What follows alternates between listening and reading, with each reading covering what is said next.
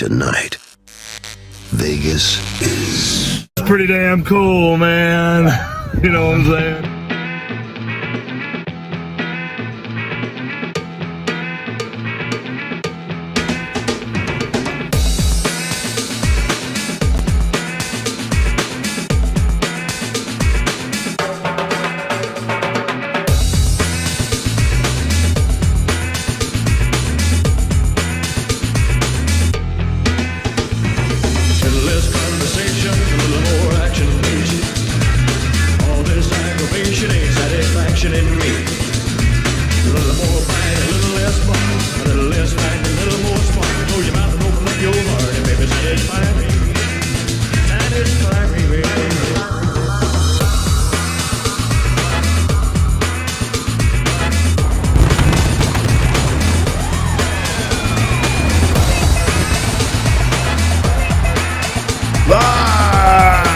From the Montecito Resort and Casino in Las Vegas, it's the MEWF presents Pretty Damn Cool, Man!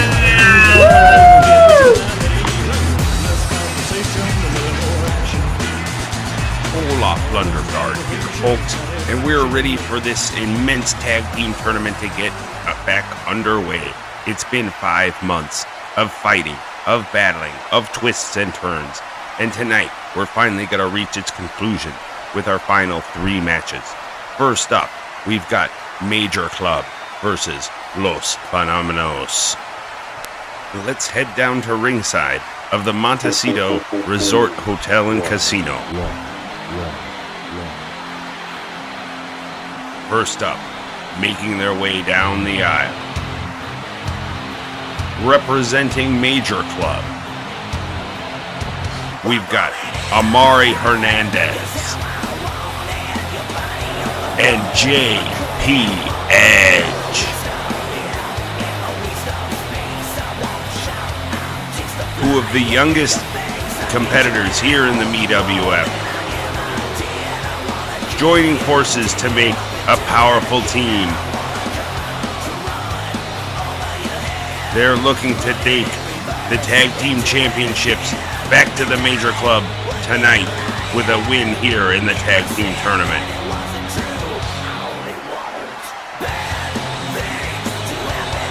You know, a lot of people say it's funny these 2 are heels because they're literally baby faces.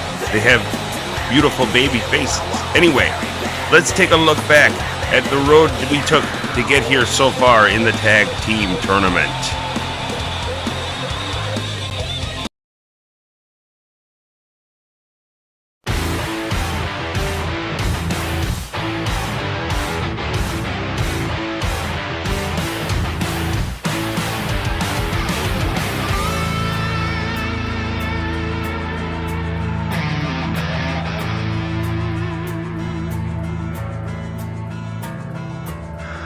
Tried to bow my head, put down the bottle like my grandma said my daddy did. I love her like a wailing song, but old number 7 was damn too strong.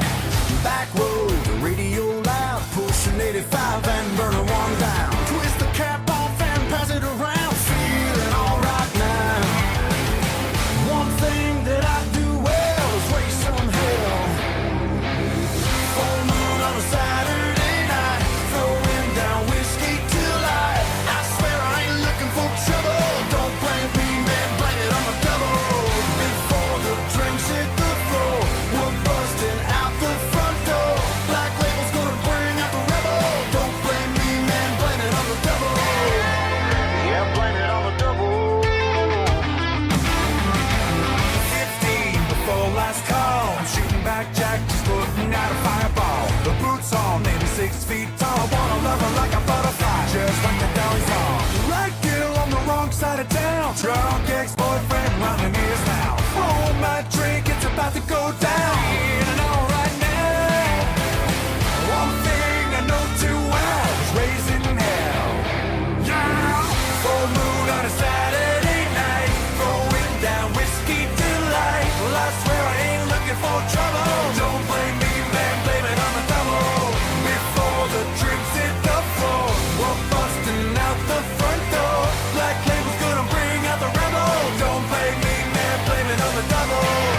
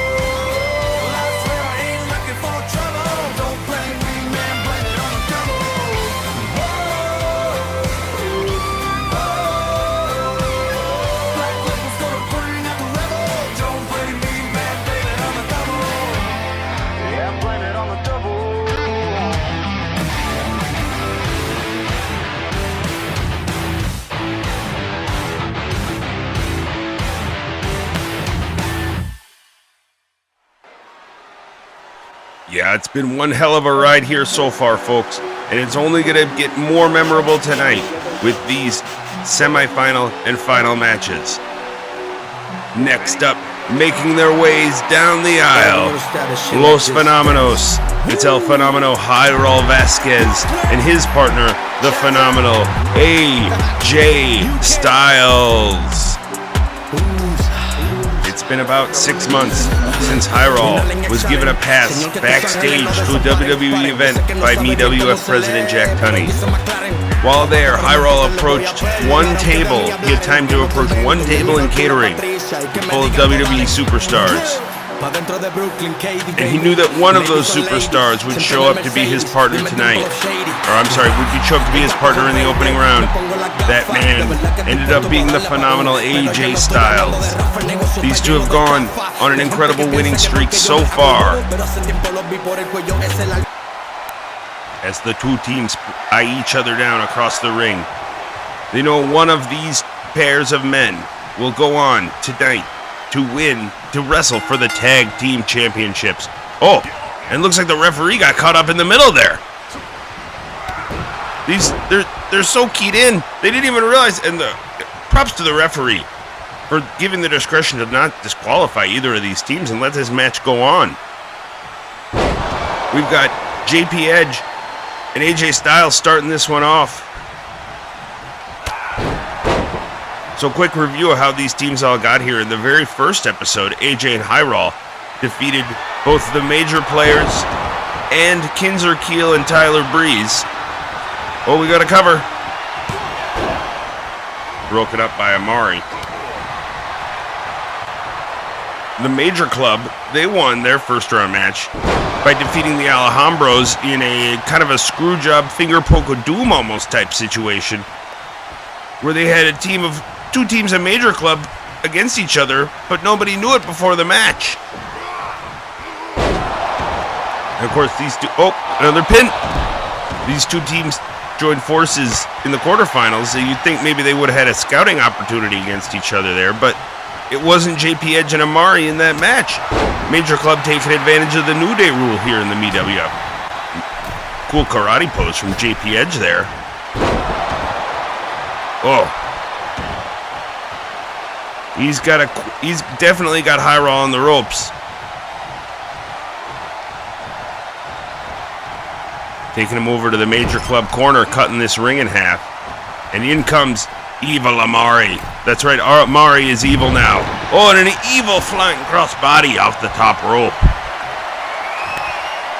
Amari, he's got his eyes set on that tag team gold tonight.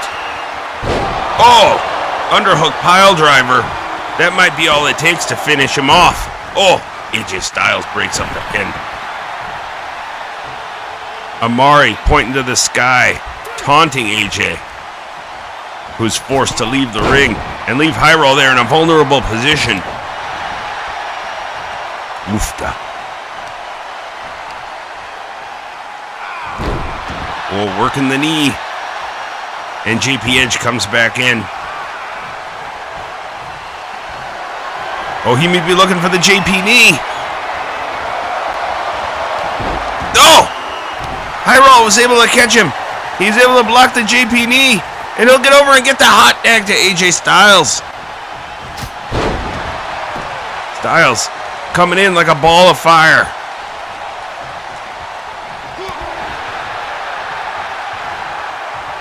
We'll see if JPE can take out the much more experienced. Oh, throws him all the way to the outside, powerbomb. All the way to the outside. JPE, no problems with AJS.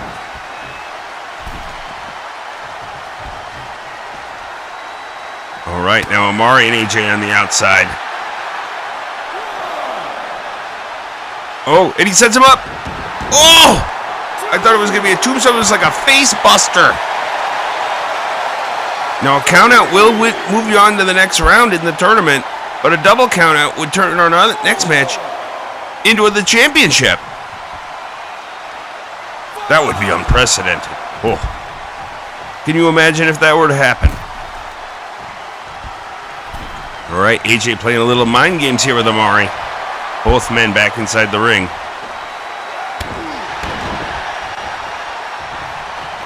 And back comes Jairo Vasquez, fully recharged.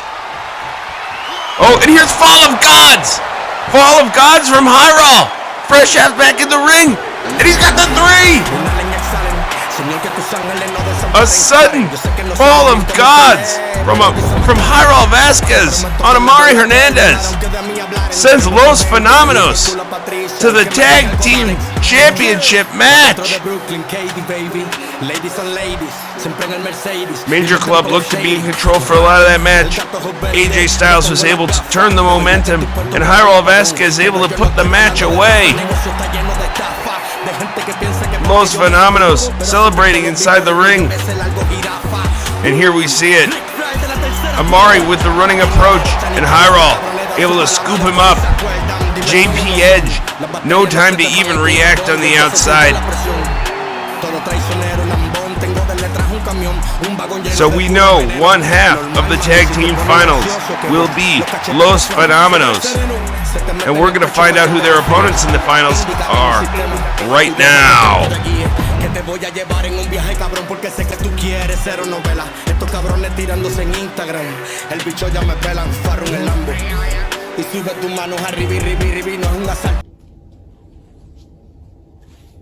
Hi class. Today's heel lesson is going to be about how to not be a heel.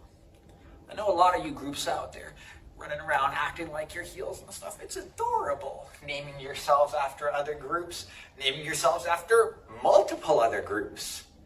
MWO. So, if you want a little lesson, how about we take a lesson in the things that you do that disqualify you from being a true heel faction? Number 1, sucking up. You guys sure do a lot of that. Whether it's sucking up to the people that run the major pod or whether it's sucking up to the people that run this here federation, you sure know how to pucker up. Number 2, merch sales. Oh, all those cute t-shirts and little cup holders and things like that you guys have. It's adorable, all the ways your fans can show their support. So cute. Number 3, lose. Now this is coming. It's coming soon. See, the thing is, the tag team titles do not belong to you. That belongs with us in the heel faction. The sooner you realize that, the sooner you're gonna know, accept the pin, tap out, stay down, save yourself the pain. Because when it comes down to real competition, your babyface wuss bull isn't gonna work.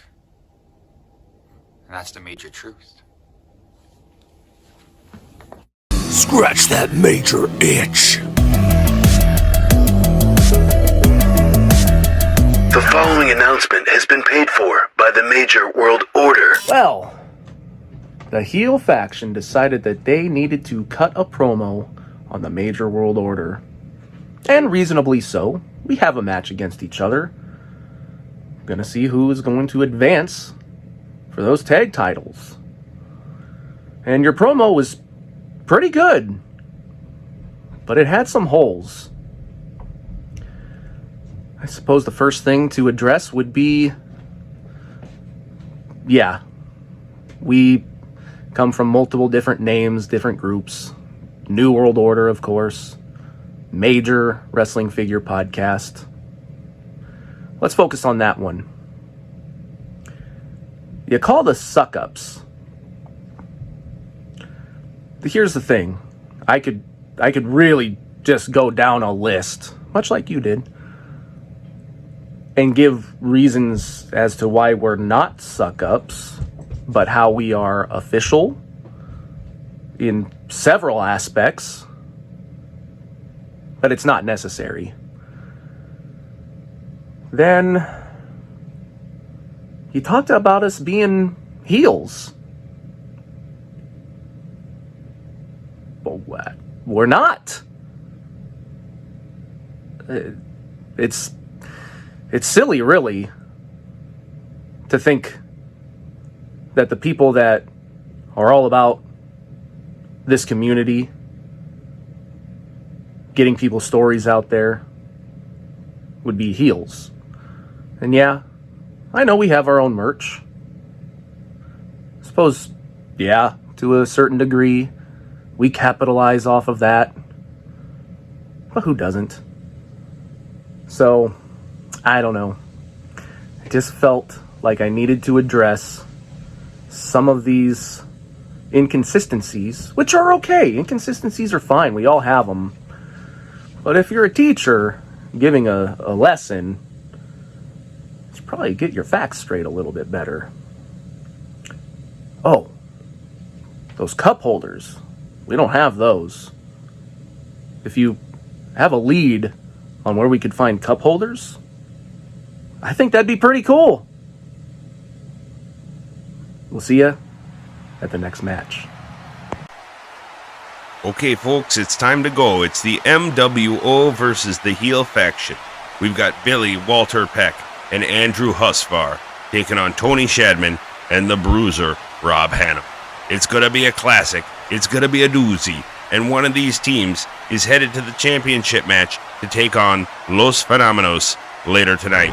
Let's head down to ringside.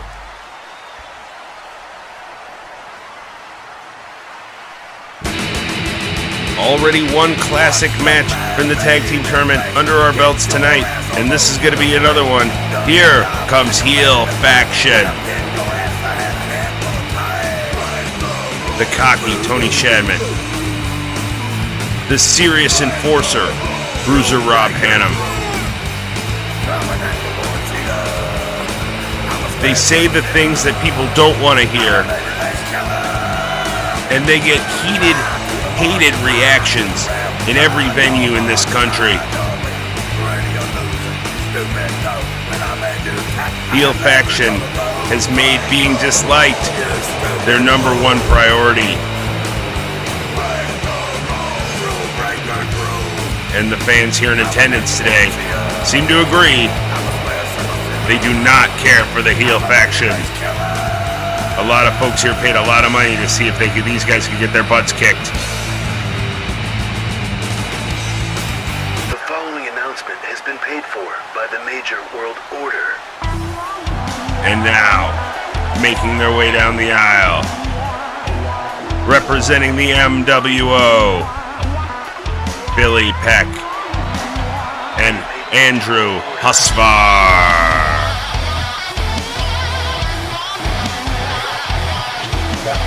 Billy Peck, a.k.a. New Commish, and Heartbreak Husvar, the Andrew Lorian. Of course, the third member of the MWO, Jake Wyatt, will be competing later tonight in our MEWF World Title match.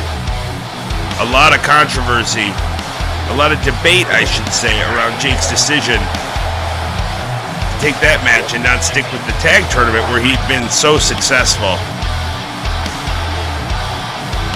Obviously, Jake must feel that Billy and Andrew are able to handle this tonight. And it might be an all-gold evening for the MWO.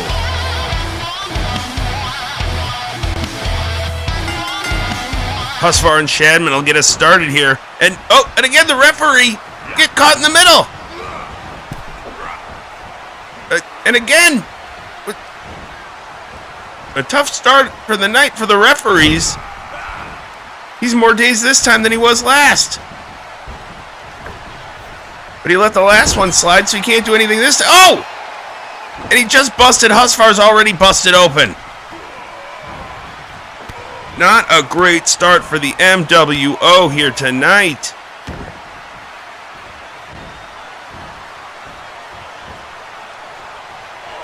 Tony Shadman in control, teaching a lesson to Andrew.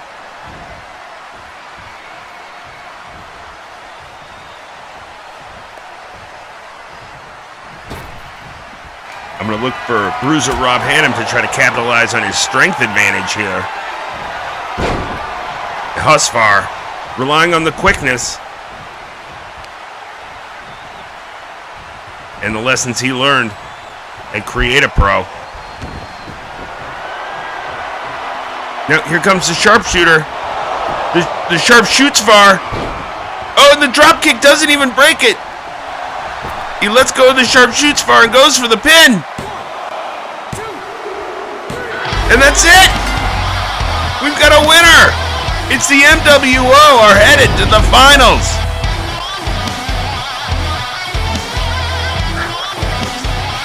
Incredible strength and perseverance from Andrew Husvar. The drop kick. You see him there. Giant uppercut. Shoots the leg.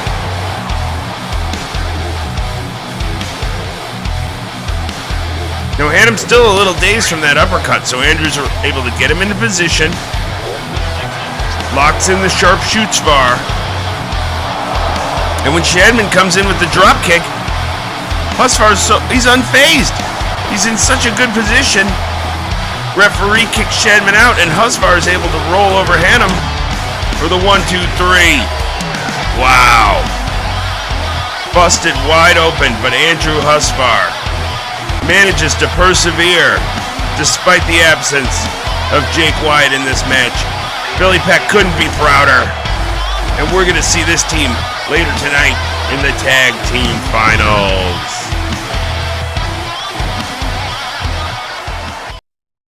They're not Bush Mike or Little Mike. Wendy's kids' meals are just for kids, not guys like him or things that swim. Wendy's kids' meals are just for kids, not Big Wave Dan or Ref McCann. Wendy's kids' meals are just for kids, and so's what's inside. Wendy's has trucks with a lot of pull that can really haul. You'll flip over them. They're Wendy's new Techno Toes. One in every Wendy's kids meal. You can collect all four. Backstage at the Montecito Resort and Casino, we see Jake Wyatt's locker room. Will Jake have what it takes to win the title tonight in our main event? Major World Order.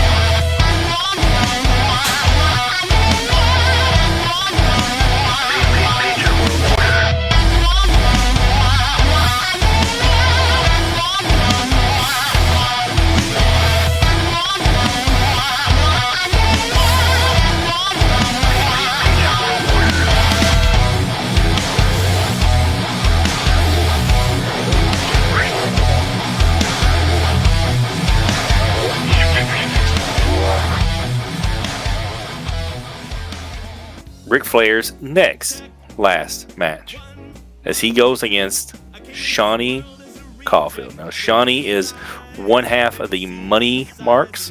He is also the holder of the padded Lope contract. Now, Seany won the chance here for this, won the opportunity from the random draw and the chance to take on Ric Flair in his next last match. But will this be Ric Flair's next last match? Will it be his actual last match? Or will it just be his next last match until his next last match? I think the latter is probably the truth here. Ric Flair's Ric Flair, man. He'll go away, but I don't think he'll ever completely go away. I don't think it's in him, man. Once that wrestling bug gets in your blood, it's in your blood. But if anybody's got a shot to put him away, I think it's good brother Seany. I really think he's got a shot to put Ric Flair away in this last match.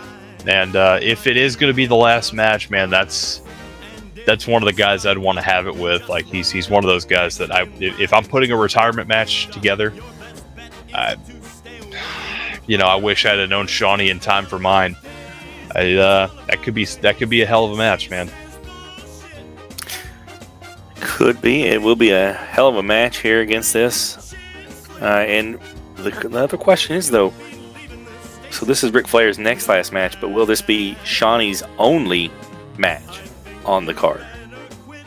Because Seany does have the padded lope contract. Now, he has tried to cash in on D-Freedom once before, and that cash in was unsuccessful as Roman Reigns was able to slide D-Freedom out of the ring and get him away before the padded lope contract was able to be cashed in. So we've got to think, will he attempt to do that again here? Because guess what? The world champion, whoever that may be at the end of the night, will be here, and they will be beaten down and broken. After weeks and weeks of online speculation, hidden codes, episode after episode, building and building, it is time to finally reveal what WWE legend and Hall of Famer President Jack Tunney has been able to secure for a match at Pretty Damn Cool Man. One MEWF superstar will have the amazing opportunity to compete in a once-in-a-lifetime match against the Nature Boy, Ric Flair! Woo! Woo! You thought that was my last match? Well, it was! That was my last match! The last match before my next match! It's Ric Flair's last match! Go!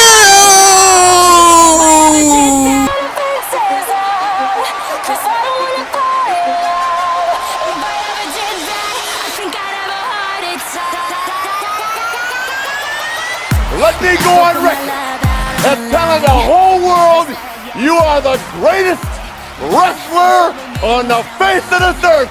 But pal, today, right here, you gotta beat Ric Flair. I am the man in professional sports that everybody loves to hate. You know why?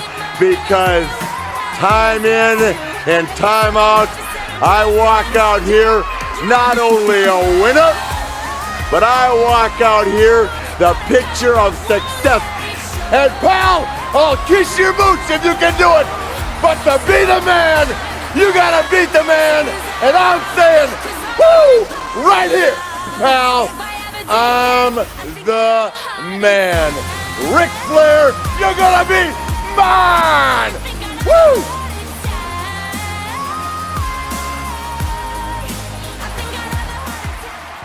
Woo! It's the Nature Boy, Ric Flair, woo! And Seany, pal, tonight's gonna be the best night of your life, pal, woo! A night every woman in the MEWF universe has wished for is all yours, Seany, woo! And I hear you're into mortgages. I hear you think you're a money mark. So in my corner tonight, I'm gonna have a man who's better at mortgages. Woo! A man who's better at being a money mark. Woo! I've got my pal, Conrad Thompson! Well, geez, thanks, Rick. Roll Tide. And I just want to say that, Seany, I hear you say it's all about mortgage friendship, but I'm all about the mortgage business. That's why you can call me at 1-900-SAVE-WITH-CONRAD, where I can get you the best reverse triple mortgage you've ever got. Roll Tide. Seany, tonight you're gonna get your ass kicked. Olaf Lundergaard here at ringside, folks, for Ric Flair's last match tool. What an honor. I can't believe that this young man grew up and gets to call this match. What an honor for me. And here he is, the 16-time champion, the Nature Boy, Ric Flair.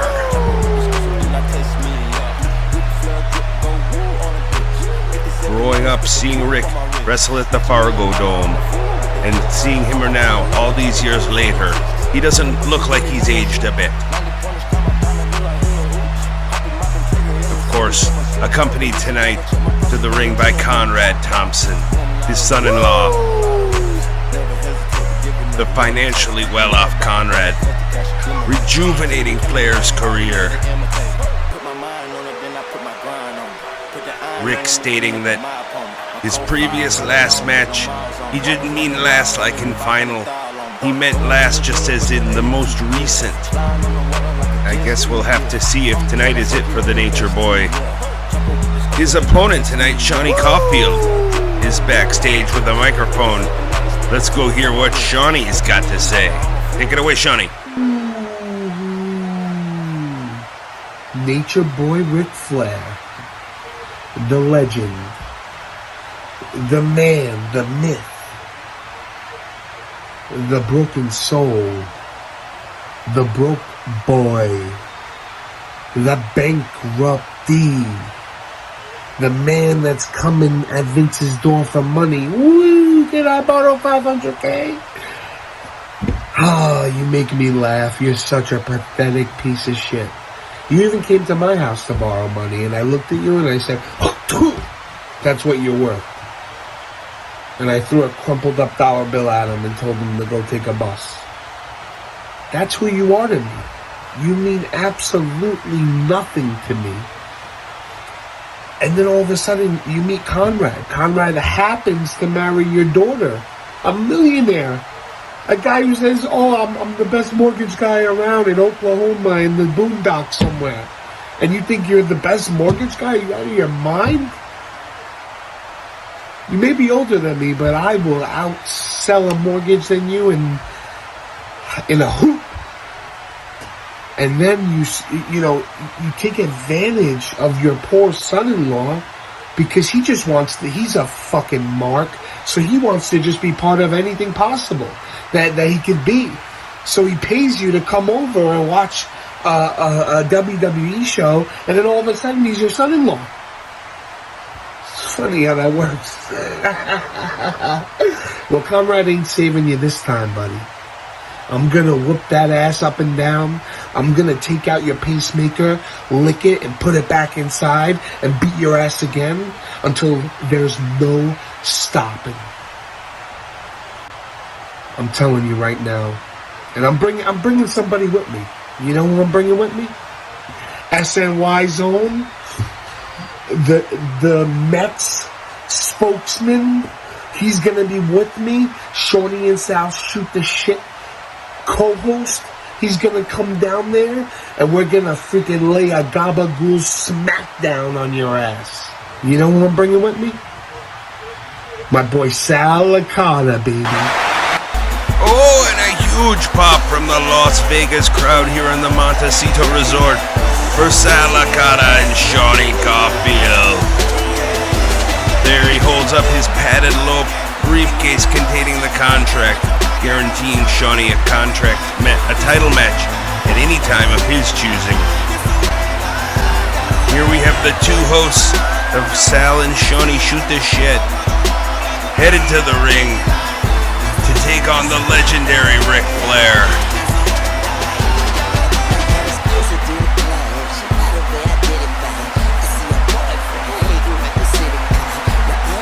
The crowd going nuts for Shawnee. Already have his shirt off and a very stylish robe on top of it. You know, they could have a robe competition, just these two. Robe versus robe. Shawnee and Rick. Instead, they're going to fight.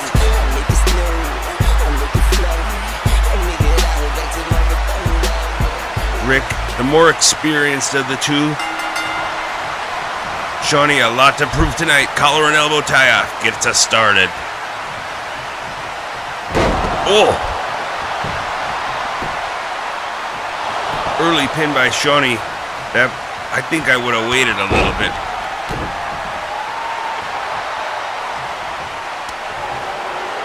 We see Conrad and Sal cheering at ringside.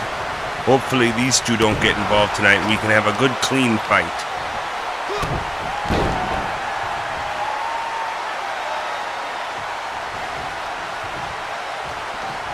So, you know, Seany, he's probably going to try to use his strength to his advantage. Ric Flair, he's the dirtiest player in the game, though. He'll use any tactic he can. Look, right now he's kicking dirt on Seany. Who cleaned this canvas? This is pretty dirty out here still. Oh. Oof, it's starting to get a little more personal in there. Flair with the cover. Seany kicks out at 2.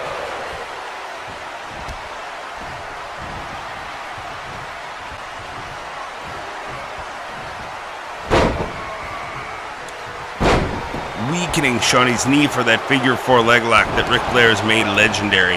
If he can weaken Seany's lower extremities, it's going to give Ric a big advantage here tonight in Ric Flair's last match, too.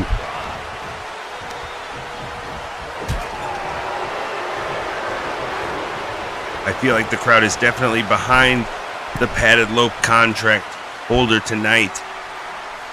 And this which bears in mind, this might not be the last we see of Seany. He could always cash in before, during, or after tonight's main event for the MEWF World Championship Heavyweight title. Powerbomb by Seany on Flair. Seany going, pounded his chest. He says, no, Rick, I'm going to fuck up your knee. Flair crying out in pain.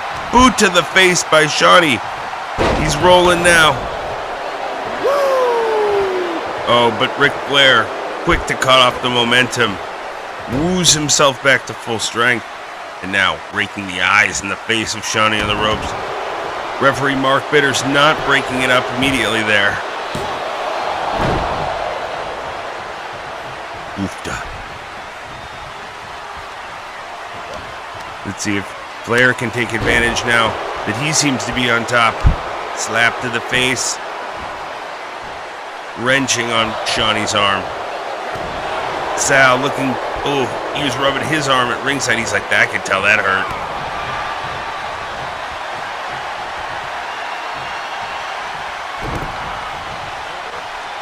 Now, Flair again crying as Seany bends him over the knee. The crowd are going crazy. We see a lot of famous wrestlers here at ringside. Matt Cardona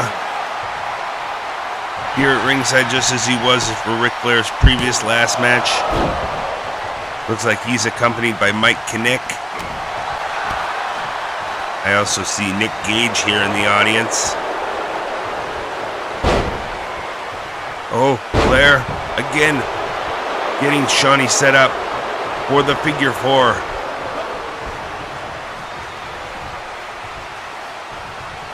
Seany shoots the legs, slams Flair down to the ring.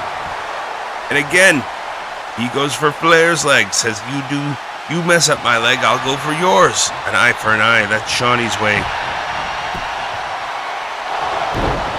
The referee doesn't even get to a 1 count before Flair can kick out.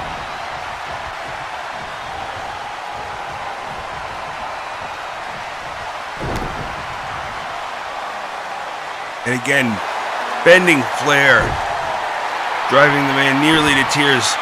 Flair refusing to quit, but Seany looking stronger than ever. Oh.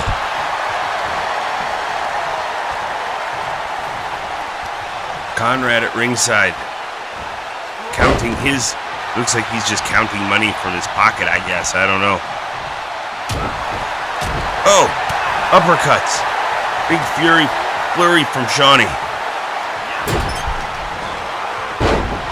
Caufield seems to be rolling here now.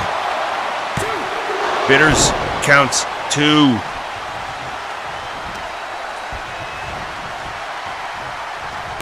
Oh, they're trading blows now. Oh, that one really connected. Oh, Seany's in big trouble now. He looks woozy. You can tell he's out of it. Seany can't even protect himself now. Flair going for, I don't know, what's it? The suplexes. Belly to back suplexes by Ric Flair on Seany. 3 Amigos style.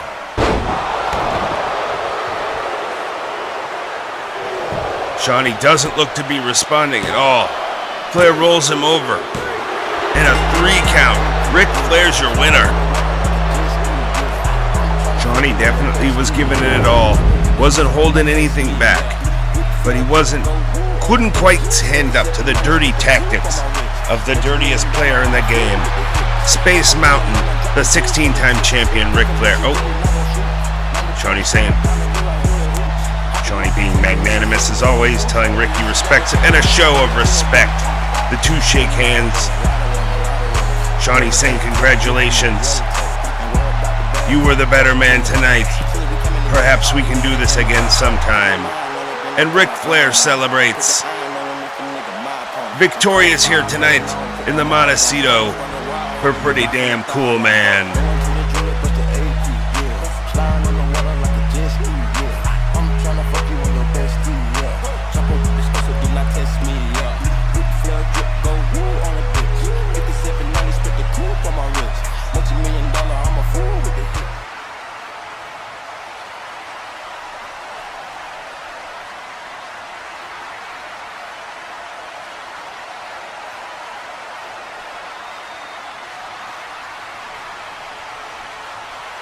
You know, Wendy's Super Bar is great for families because there's something for everyone. Like our fresh salads from our garden spot, Mexican food, including do-it-yourself tacos, and delicious pasta with your choice of sauce. There's even dessert. And you can come back as often as you like. Plus, right now our Super Bar is an even better value. Because every day after 4 p.m., Wendy's all-you-can-eat and drink Super Bar is just $3.99. Gee, it must be 4 o'clock. In the locker room area, outside of Jason Holbrook's locker room, you can feel the anticipation for tonight's main event building. Next, we have, speaking of new contenders, our new titles. We have our U.S. title. We're going to crown the inaugural U.S. title champion. On future shows, now the plan for this one, this is some inner office stuff that I've heard, is that the plan for the U.S. title is always to be defended in an open challenge type situation. But that's not the case here. Pretty dang cool, man, to crown our first champion. No, this will be a no disqualification. Falls count anywhere match. So it's anybody's ball. In this match, we have making his MEWF debut, Landon Bumgardner, who is having some pretty kick-ass promos so far. The Deathmatch Brewmaster Dylan Gilbert of the BWO, the Brew World Order. Rob Cosgrove, who's making his MEWF debut. Papa Bear Paul from the Card Foundation. And you've got to think where he is. The Card Foundation, the Tancredi brothers are not going to be far behind. So how will they factor into this matchup? And a man who has recently shown us that he is as American as apple pie and baseball, Ryan from the gym. This one is a toss-up. You've got X Factors galore. We've got 2 superstars making their debuts. We've got 2 different factions here involved in it. And we've got a man who would be willing and gracious man to hold this title and represent the United States of America in Ryan from the gym. So this will be another slobber knocker. The no disqualification, falls count anywhere aspect. This could end up in the ring getting a pinfall. This could end up outside. This could end up in the crowd. This could end up backstage. This could end up down at a Starbucks down the street. That's how wild this one's going to get. Anybody's ball game. Do you have a prediction for this one?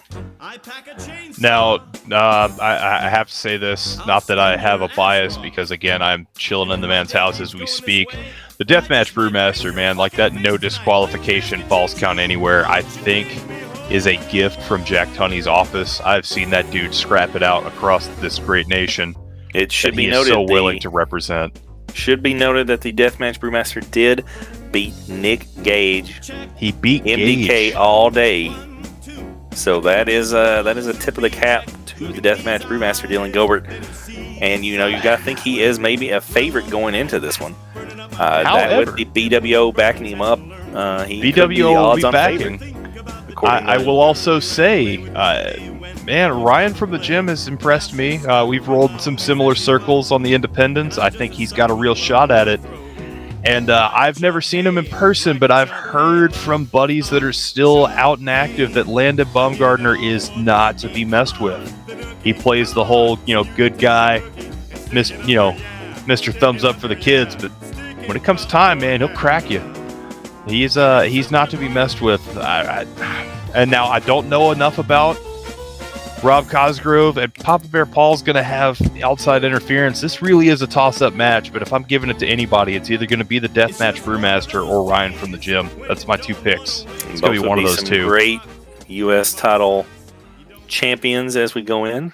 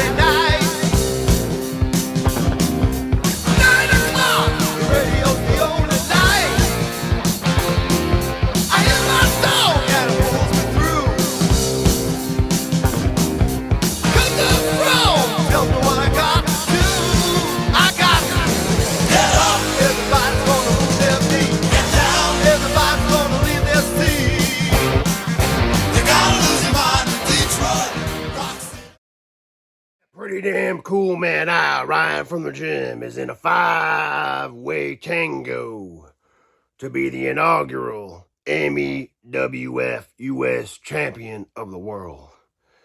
And I believe that it is no cakewalk. It is, in fact, quite a tall task. I will be sharing the ring with 4 other formidable competitors. Now, any given team can win on every given Sunday or lose. But I, Ryan from the gym, have 2 advantages. Number 1, we are in Vegas, baby. And Vegas is the home of Lady Luck. And Lady Luck has been pretty damn cool to me, man.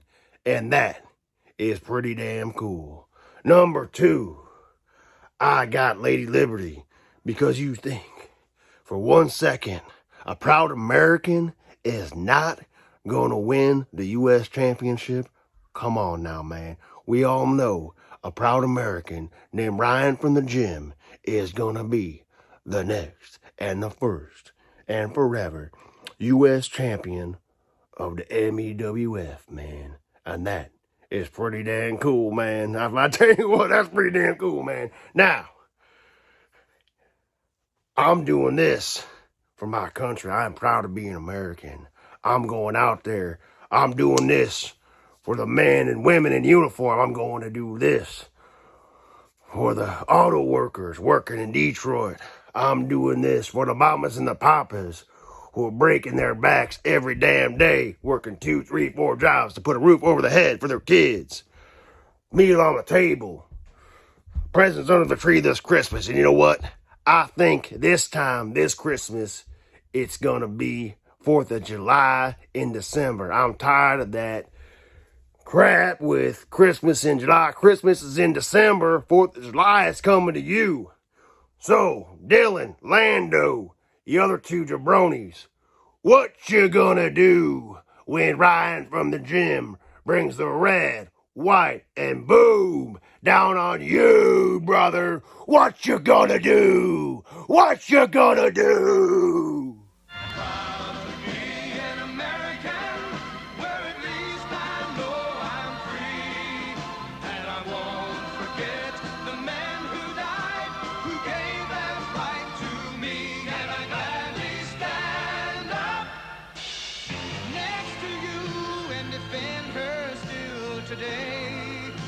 There ain't no doubt I love this land.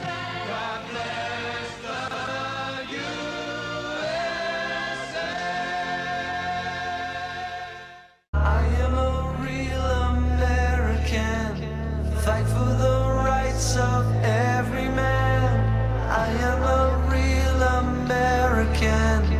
Fight for what's right.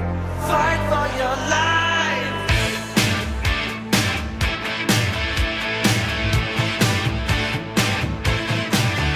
When it comes crashing down and it hurts inside.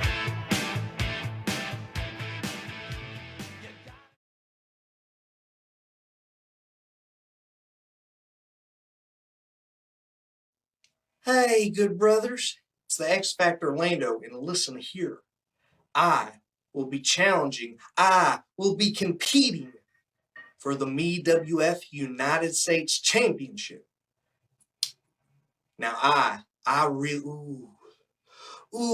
want to be the inaugural United States champion of the MEWF.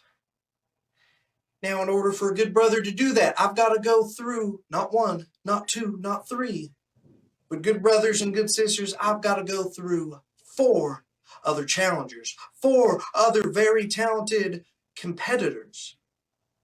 Now, good brothers, good sisters, I got to say this. I want that belt. Look real close. I want that United States Championship title belt around my waist. Now, the X Factor doesn't like to play dirty. The X Factor doesn't like to play me. I just want to have a good time with all my friends and all my fans. But if I have to, I will do whatever it takes, while still being respectful, to become the MEWF United States champion. And you know when this is taking place? It's at MEWF. Pretty dang cool, man. And now I know what you're thinking. X Factor, that's not the name of the pay-per-view. But guess what? It is. It's pretty dang cool, man, because the X Factor don't cuss. You hear that, little boys and little girls? I don't cuss. You can look up to me. You can trust me. And together with our friendship and our respect, the X Factor's going to be the first ever MEWF United States champion. Shit.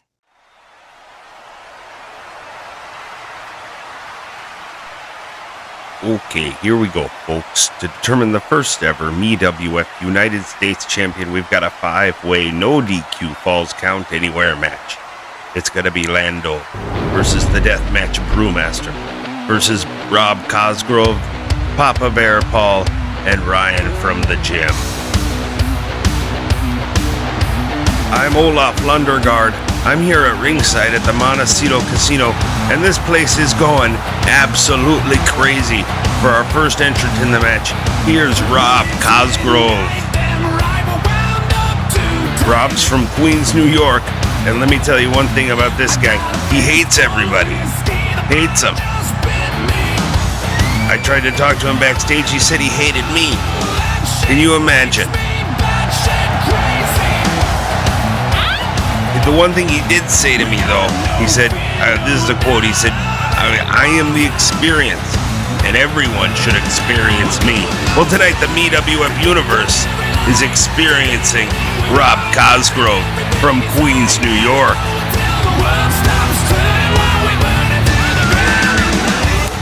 I know Rob does this iron claw move called the silencer. I watch out for that. Oh, I don't want to get one of those. We're the Card Foundation. We're here to penny sleeve, top load, and kick ass. And guess what, everybody? We're out the penny sleeve and top loaders. And representing the Card Foundation, here's Papa Bear Paul.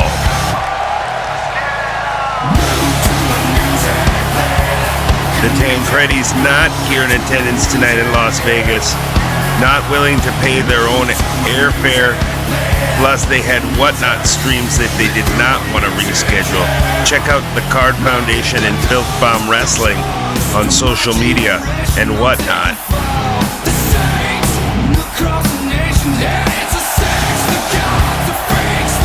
Paul, I hear he might even be working on some MEWF trading cards. Maybe that'd be pretty cool. Let's try to get that done.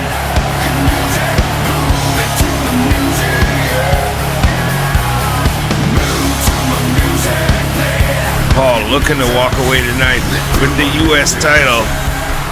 You can tell he's been working on his fighting skills. If he wants to go home with the belt tonight, he'll have to go through the deathmatch brewmaster, Dylan Gilbert.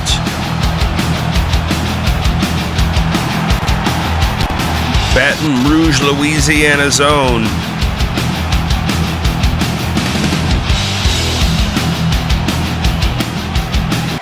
Dylan's not just a deathmatch legend, he's also a brewmaster, a member of the Brew World Order. They got, one guy's hoppy, one guy's stout. I guess maybe Dylan, he's sour. He's the sour? Or the bitter? A lot of IBUs in the Deathmatch Brewmaster tonight. Unless he can walk away with this U.S. Open title. Now the U.S. Open title is going to be defended in open challenge style going forward, so you've got to be willing to do anything it takes to carry this belt.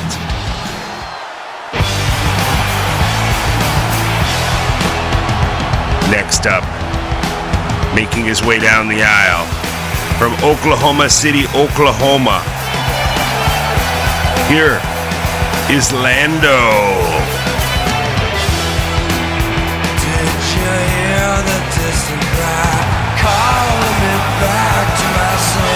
Oh, I love this song. Like the one you before, call me back once again. Oh, I'm gonna have to remember to download this from the MEWF entrance theme soundtrack CD when I get home tonight. Lando making a big impression with me and the rest of the MEWF universe.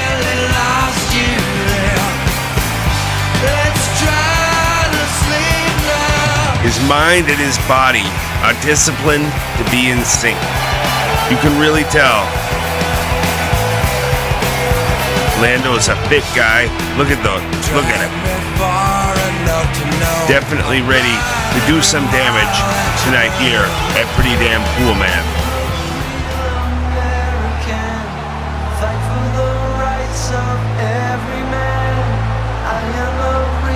Real American begins to echo through the crowd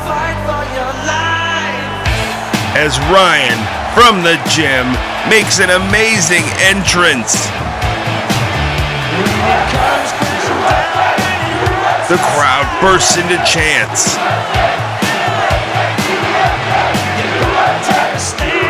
Showing that he should be the U.S. champion. What the? Take a shot. Ryan from the gym showing why he deserves to be the U.S. champion. The patriotic gear, the entrance music, the flashy moves. Oh my gosh, folks. I can't believe what we're seeing from these competitors tonight, but you gotta know that they want to be the inaugural MEWF United States champion. Look at that classy belt. Understated. The mark of a true champion. This match is no disqualification. Falls count anywhere. First pinfall or submission is going to win you the United States Championship belt. And this one's going to be a fast-paced classic, folks. I can already... Oh! Ryan from the gym. Taking Cosgrove for a ride. Cover on the outside. That's right. This is Falls Count Anywhere. Where's the referee to get in position? He's on the other side of the steps, slightly out of the way, but... And the kick out at 2. I think Lando got over there to get a piece of the breakup. Referee's going to have a hell of a time covering a lot of ground here. Good thing there's no... Oh! And a sleeper on Papa Bear. Inside. From the Deathmatch Brewmaster. Papa Bear fading. He might be out. Somebody needs to break this up. Somebody might want to break this up. Oh, and he headbutts him. Oh, and Lando just dropped Cosgrove on the outside. He looks down. He's got him pinned, but the referee's not there. 1, 2. Paul's got Dylan in the sharpshooter. The referee's focused on that 3. He should have to win. But is Rob going to tap to the sharpshooter? Ryan from the gym, finally able to break that hold. Now gets over and breaks up the pin. Oh, Gem Min 10 neckbreaker. I don't know who Ryan from the gym deserves all the credit or the referee deserves all the criticism. Papa Bear dropping Dylan in the Gilbert in the ring and kick out at 2. Trying to get some sense of the chaos. Rob Cosgrove still out on the outside. Everyone else on their feet inside except for Ryan of the gym and Lando, who now goes over the top rope and after him. Incredible action. We've got a pin over there on the far side. And we must have seen a kick out. A kick out from Ryan from the gym after that incredible attack from Lando. Now, we got to get another camera over there, folks. It looks like Lando's going in for the pin again. And Dylan coming to break it up at the last second. That would have been a 3 if it wasn't for that break up there. Oh my gosh, folks.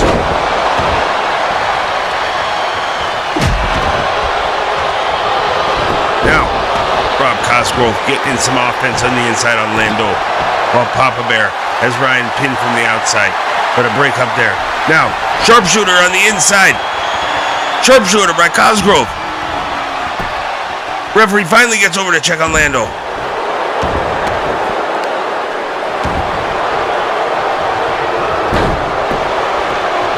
Now, looks like Dylan's getting pumped up on the inside. Lando takes down Cosgrove. Fuck you! And a last call powerbomb! Referee in position, right in the middle of the ring, and Dylan Gilbert is our first MEWF United States champion. Oh, what a match, folks. Non-stop action. But we saw a lot of controversy there, too. Imagine the difficulty for that referee trying to count a 5-man Falls Count Anywhere match. And you get situations like this where he's focused on the submission hold inside the ring, completely misses the 3 count on the outside that would have given Lando the title. But instead, referee's final decision, Dylan Gilbert, the Deathmatch Brewmaster, is your new United States champion. Congratulations, Dylan. He'll be celebrating tonight, that's for sure.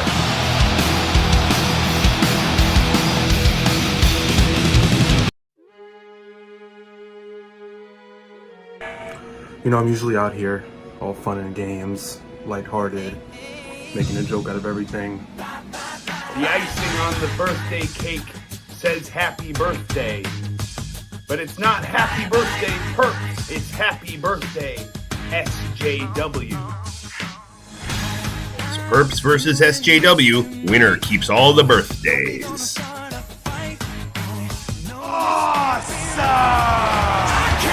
The Miz! The Miz is behind SJW! I'm being handed word that The Miz is in this match. Purple Rain scissor kick, that's it! That could be it! I was also pinning The Miz at the same time, but the referee didn't allow it. Extra, read all about skit. SJW loses birthday. I'm here in Times Square on my way to the gym because I want to look good in real life, not just in a video game. Joey's my partner. I told him, look, if we can win this thing, you can have your birthday back. So when we win those titles, I can reclaim the date that means so much to me, to my children. And Purps is able to pick up the win for his team, while SJW is choked out on the outside by the game marks. Live from Oshkosh, Wisconsin, home of the Oshkosh Boat Show, is the MEWF Tag Team Tournament quarterfinals.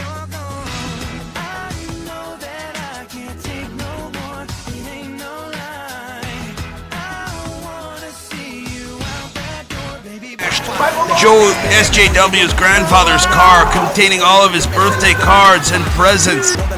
Oh! We've got a fight! Team Purple birthday wishes exploding on the outside. SJW locking Purps in the cancel clutch. Oh no. Oofda!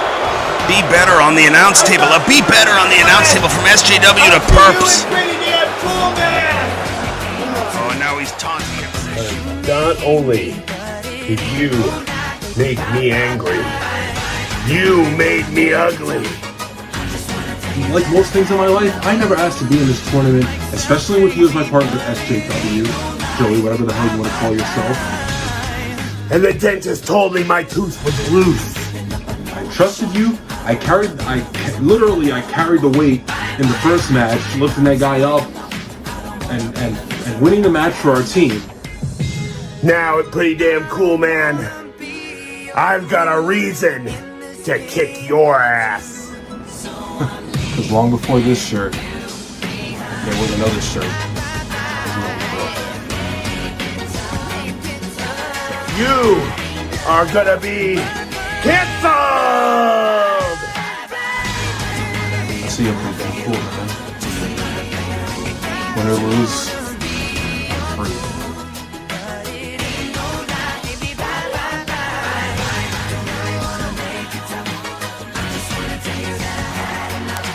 Folks online, they're already saying this might be the most heated rivalry in MEWF history. And tonight it's coming to a head at Pretty Damn Cool Man. If SJW wins, he gets his birthday back, and Purps will give up the moniker of Purple Best Wishes Shirt Guy. But if Purps wins, SJW will leave the MEWF forever.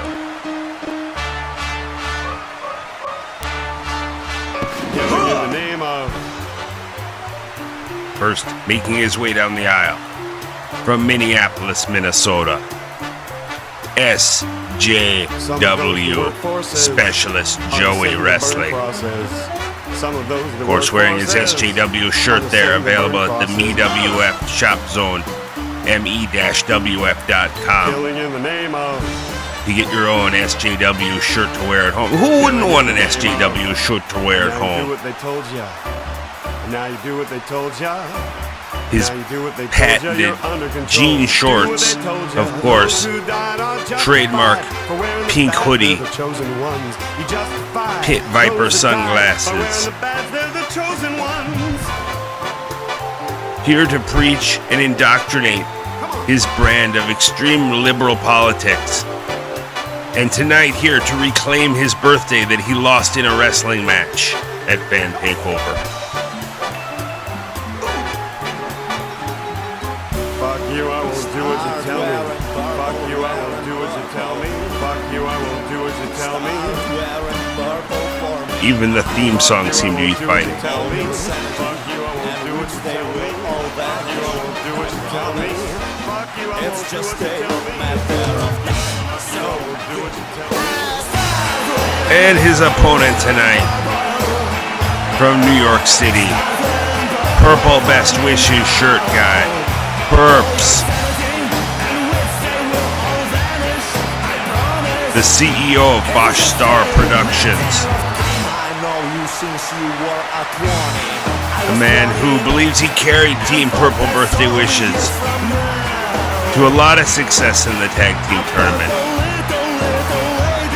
He feels unappreciated and put upon, not just by SJW, but by so many here in the MEWF universe. Showing that he's willing to put it all on the line. Wearing, of course, his iconic purple shirt.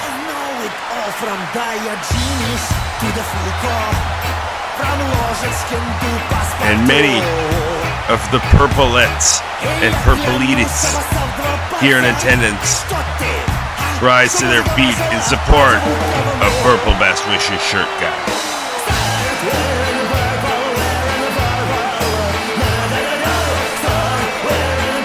Truly a personal and heated rivalry here as Team Purple Birthday Wishes explodes inside the Montecito Resort in Las Vegas. SJW with some last-minute calisthenics as this match is underway. Physical blows right off the bat. Nothing technical about this rivalry. This one's going to be all about punches and kicks and fist pumps and getting yourself pumped up. Cover by Purps. You know, I asked Purps backstage what he would do if he lost his purple Best Wishes shirt, and he explained to me that he actually lived for many years of his life without a purple Best Wishes shirt. I was shocked to find out. Now off the top rope at SJW, quick to move out of the way. Using Purps' own momentum against him now, and taking out the knee, trying to ground him perhaps, preventing any more of that hype. Oh! And a nice counter by Purps. When I asked SJW backstage what he would do if he lost his career here in the MEWF, he said, quote, "Cancel me? You can't cancel me, I'm already canceled." He then went on a long speech about how snowflakes are each unique and vulnerable and beautiful, but not permanent. And I don't know exactly what that meant either. He ended the session by singing the song Borderlines by Madonna, and I left somewhere around the second verse. Knees to the face by Purps.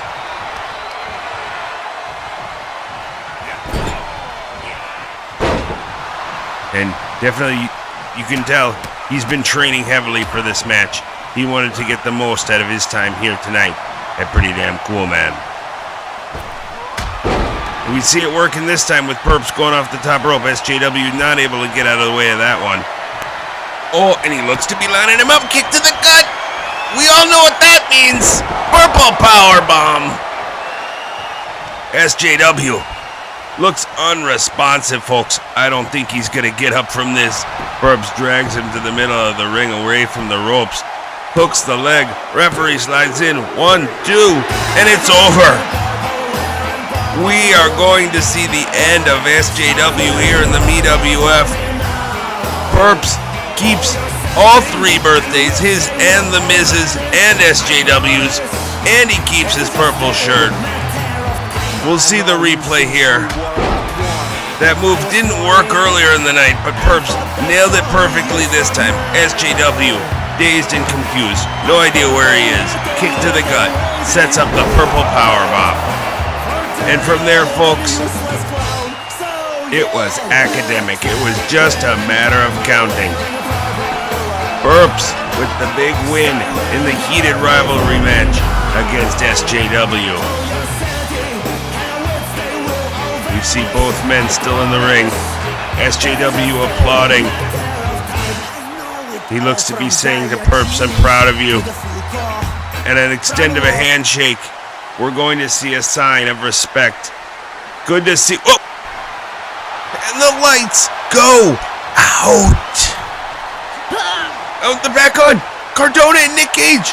They're in the ring, and they're attacking SJW Purps with pizza cutters. The blood, there's so much blood. We can't show you any of this. There's too much blood. This is horrible.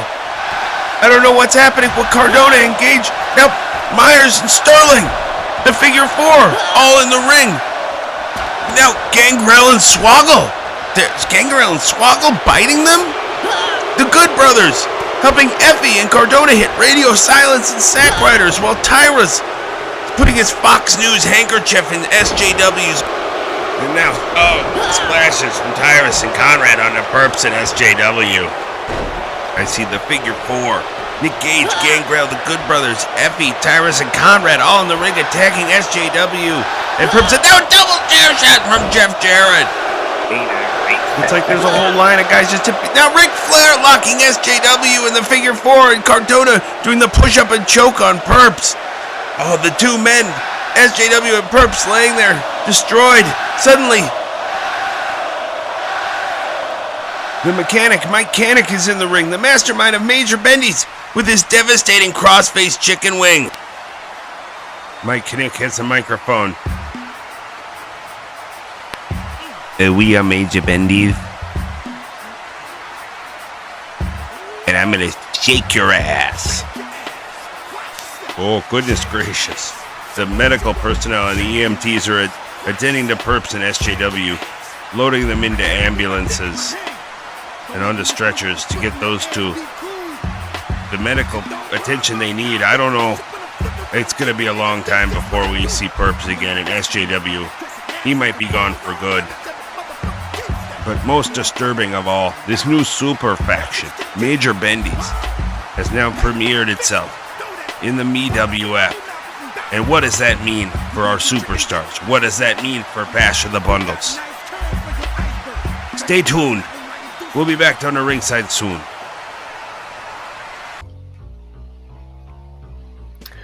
And the next match, or is it a match, is between Rob Buck, Bonesaw Rob Buck. He has been calling out Jon Moxley, but Moxley has been very, very silent in his response. Will Moxley appear at Pre-Dane Coleman to answer Bonesaw's challenge? We've seen Bonesaw attack Daniel Bryan Danielson. We've seen him attack Wheeler Yuta. We've seen him attack William Regal, all in an attempt to get over to Jon Moxley. But so far, Moxley has remained silent and has not accepted that challenge from Bonesaw. So what will happen there? Will Jon Moxley show up, and will he accept the challenge that Rob Buck has laid out? Man, I'll tell you, one of the worst things in the world you can do is piss off Jon Moxley. I trained with him back in CZW, and I think a big thing with him is like saying he won't show up, he won't appear. Man, I made the joke about him not showing up on time for a match, and boy, did he hand me my ass in that ring. Rob Buck is rock solid, man. I think he's one of the pillars of the MEWF, but I kind of hope he's not barking up the wrong tree trying to piss off Jon Moxley. I mean, Mox is Mox, man. Like, Buck is not to be messed with, but Mox is Mox, man. I think that's, if Moxley shows up, and I feel pretty good that he will, knowing what I know about him, I think Buck's going to be in for one, man. That's going to be a rough night. It's going to be a very, very hard-fought battle if it happens. And you've got to think Jon Moxley is not one to back down from a challenge, especially once he's been provoked. So we're going to have to wait and see what happens here. But this one could be the most brutal match of the night, and that is saying something considered the other matches we've got here on this card.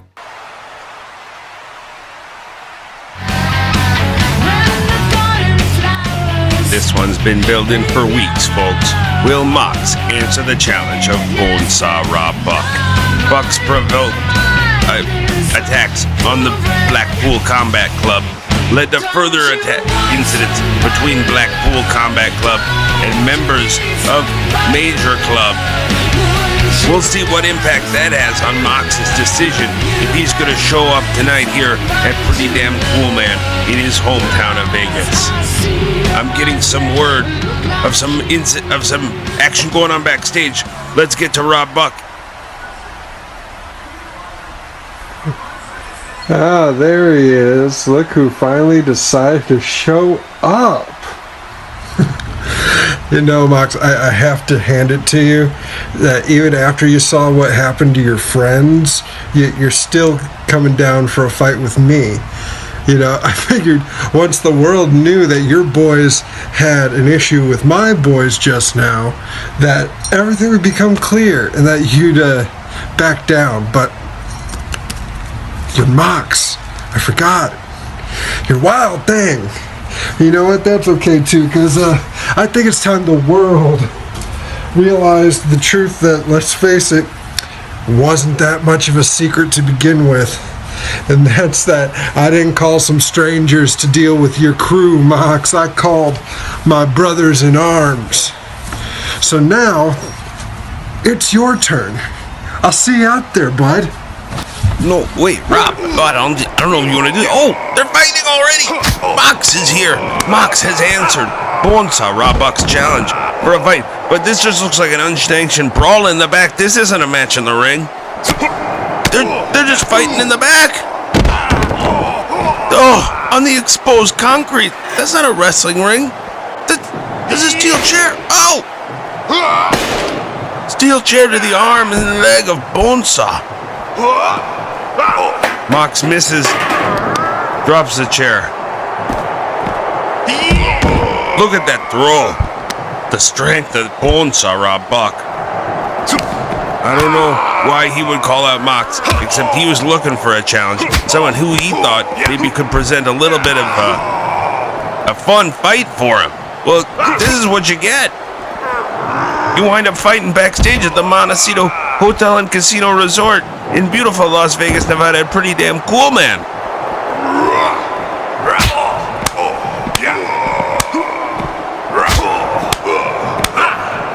AEW owner Tony Khan is not going to be happy about this, especially once he sees all the damage Bonesaw is causing to Mox.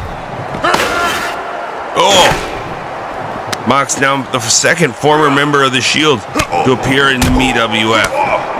After Roman Reigns teamed with our champion D Freedom in the tag team tournament.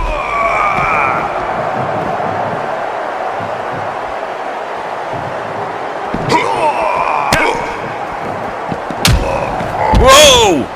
Look at that. If that didn't finish Mox off, I don't know what will, but did you see how much height he got? Unbelievable.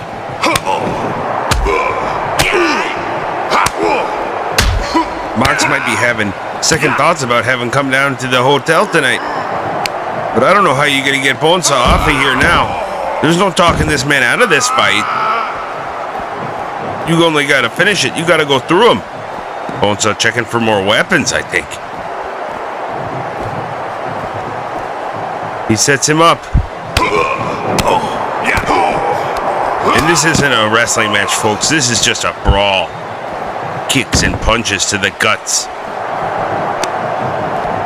Oh, Bonesaw might be getting him ready for the spinning sawmill. There it is. Spinning sawmill on the exposed concrete. And Mox ain't dead. He's still breathing. I don't know how we're going to know when this fight's over. But it's still going now. We might have to get somebody back there to get Rob Buck off of Mox. Mox is tapping.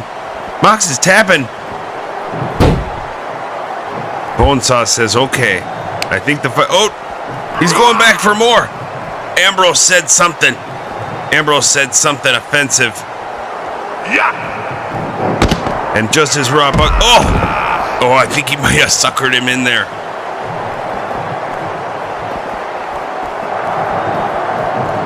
Rob Buck again looks like he's ready to leave, but Ambrose with some more choice words. Rob Buck's got the high ground, though. Oh, DDT! A DDT of his own by Jon Moxley. Punches to the face. Oh! And Rob Buck with another giant uppercut. And that's definitely it, folks. There's no way Mox is coming back from another one of these. The height he got on that one. With Buck having the high ground.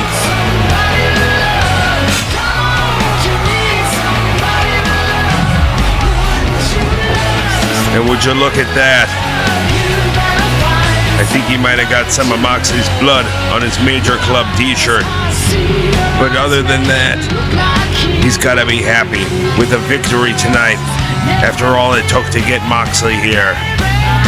A victory tonight at Pretty Damn Cool Man for Bonesaw, Rob Buck.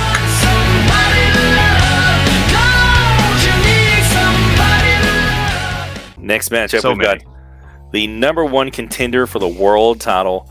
This will be the next in line for a title shot against the winner of the main event, which we'll talk about here in a little bit. The number one contendership, you've got Patrick Garza of the Brew World Order. Brian Myers. Now, it's notable here that Brian is competing, but Matt Cardona and Mark Sterling are not booked on Pretty Damn Cool Man. So you've got to think, does that mean that they are they waiting in the wings to help Brian?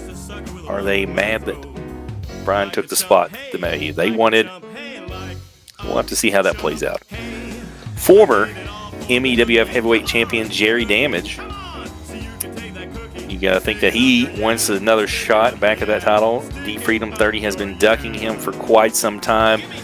He's been trying to get his rematch, and D-Freedom 30 has so far eluded him in that. So maybe this is a chance for him to kind of step up and take that title, take that opportunity back and force it on him. Or the winner force the title opportunity back. And the wild card in this one is a mystery opponent. Now, there's lots of online speculation. Could it be a WWE superstar breaking down that forbidden door? Could it be a historic legend? Could we see Tatanka or Maven come in here? Or is this someone seeking revenge on somebody like Jerry Damage or Brian Myers from their past coming in here to see this? So there's lots of questions. That mystery opponent could completely change the entire landscape of this matchup.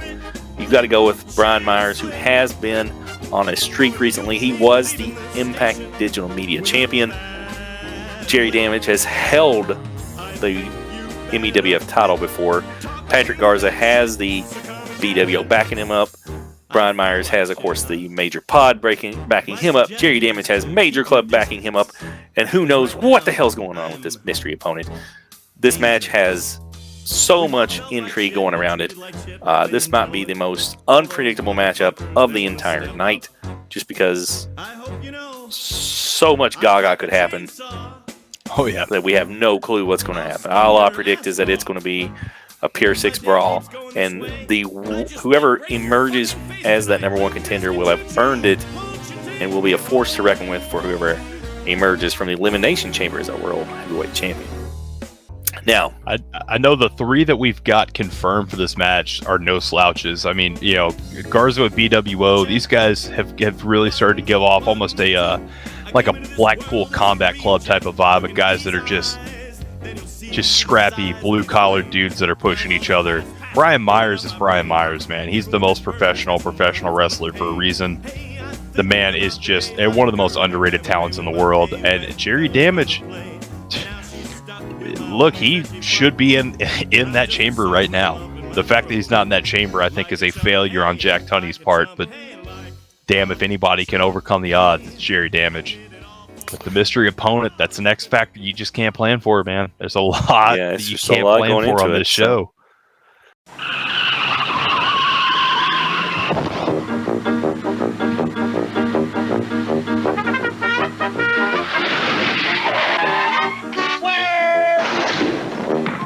When you drive to Wendy's and order a single, you get more beef than the Whopper or the Big Mac.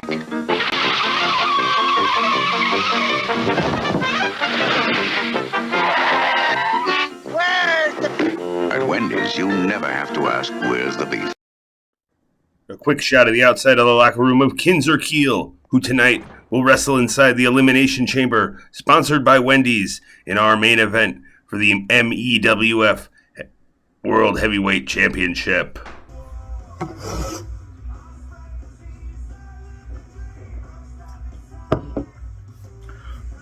So before I get started, this promo is in fact brought to us by Promised Land Brewing, Porter Citizens Tap Room, and the new Heat 45 American Lager. Delicious. Helped brew it. Loved it. I've got a shot to become the number 1 contender for the MEWF Heavyweight Championship. World Championship? World title? Who knows? I don't remember. One of them. I'll be there, and it's gonna be pretty dang cool, man. Brian Myers, Jerry Damage, and a mystery opponent. He could be anyone. Who knows? All I know is that when you're BWO, you're BWO for life. And what we do is we lift glasses and we kick asses. See you soon. Buckle up, folks, because this is going to be a big match with lasting implications here in the MEWF. One of these 4 men is going to be the number 1 contender for the MEWF World Heavyweight Championship. Plus, the first match, Brian Myers officially as part of the Major Bendy's faction. We'll have to see if that comes into play. Plus, a mystery man in this match. Who could that be? Is it one of Myers' accomplices from the Major Bendy's? Another member of Jerry Damage's Major Club? Another member of Patrick Garza's Brew World Order?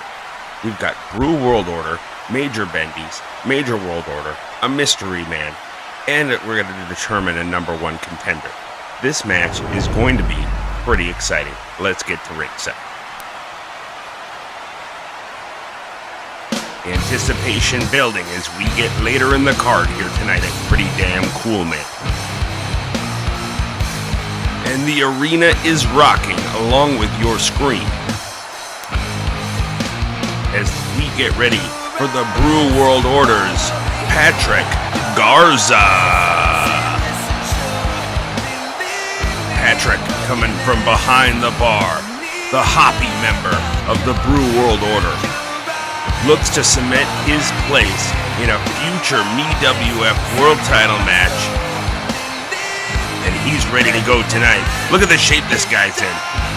For somebody who spends all his time at a brewery, he must spend the other half of the day at the gym.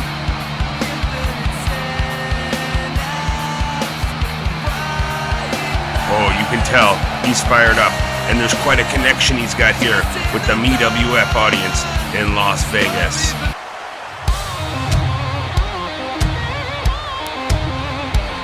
Next up, making his way down the aisle, from Queens, New York, Brian Myers. Myers, of course, host of the Major Wrestling Figure Podcast, a member of the Major Bendy's faction. And my notes here say he is the oldest man to ever hold the Impact Digital Media Championship. You know, digital media, you think of that of a young guy's game, but not for Brian Myers. He's all in for it too.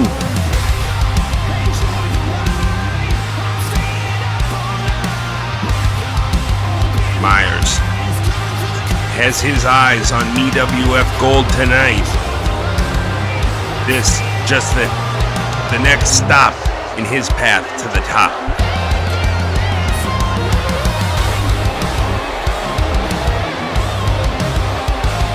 I don't know, we'll try to get some word in the back if the Major Bendy's folks are still hanging around.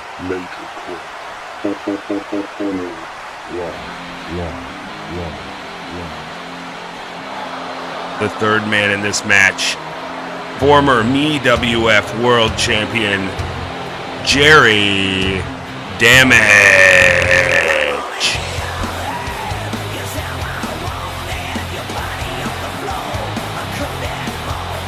As I just said, Jerry, the former MEWF champion,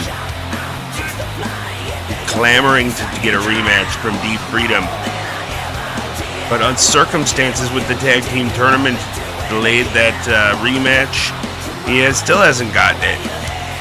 So now we wait to find out who's the fourth man in this match. Who is this mystery entrant? And what is his agenda? Oh, but the lights are out again! Back in the ring, the lights are on. Alejandro whips Reckless into the corner. He moves. Referee goes down. He didn't mean to do that. Now, it looks like... What? Why did Damage give Reckless a chair? Chair shot to Alejandro. Referee back into position. Now JPE could have broken up the pin, but he doesn't. Jerry Damage in the ring, seeing this footage, he seems to know that the fourth man in this match is the man that he screwed over in the tag tournament opening round. It's California from Hill Valley, California. California using the mind games against Jerry Damage. He hadn't been seen or heard from since the Alejandros were eliminated from the tag tournament, leaving no clue that he would be showing up here tonight in Las Vegas at Pretty Damn Cool Man. So it's gonna be Garza, Myers, Damage, and Xfornia. I mean, that's not really, it's not Cal Xfornia, it's Cal Xfornia. Referee Mark Bitters rings the bell and we're underway here. One of these men is going to be our number one contender when the night is over. Cover on Myers.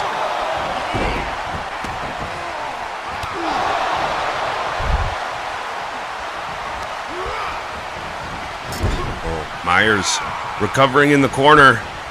Now, devastating clothesline from Brian Myers on Jerry Damage. And Garza's got him out with the choke, but now Myers with the cover of the pin. And it's over, just like that. Brian Myers, out of nowhere, with a devastating lariat to the back of Jerry Damage's head, causing a lot of damage to Jerry. And it looked like Garza had California up in a choke. He tried to throw him down on top of him, but wasn't enough to break up the pin. Myers celebrates alone in the ring. No sign of the other members of the Major Pendies team. Not that they would have had much time to get down here. Brian Myers makes quick work of the competition here in this number 1 contenders match. Let's take a break, folks.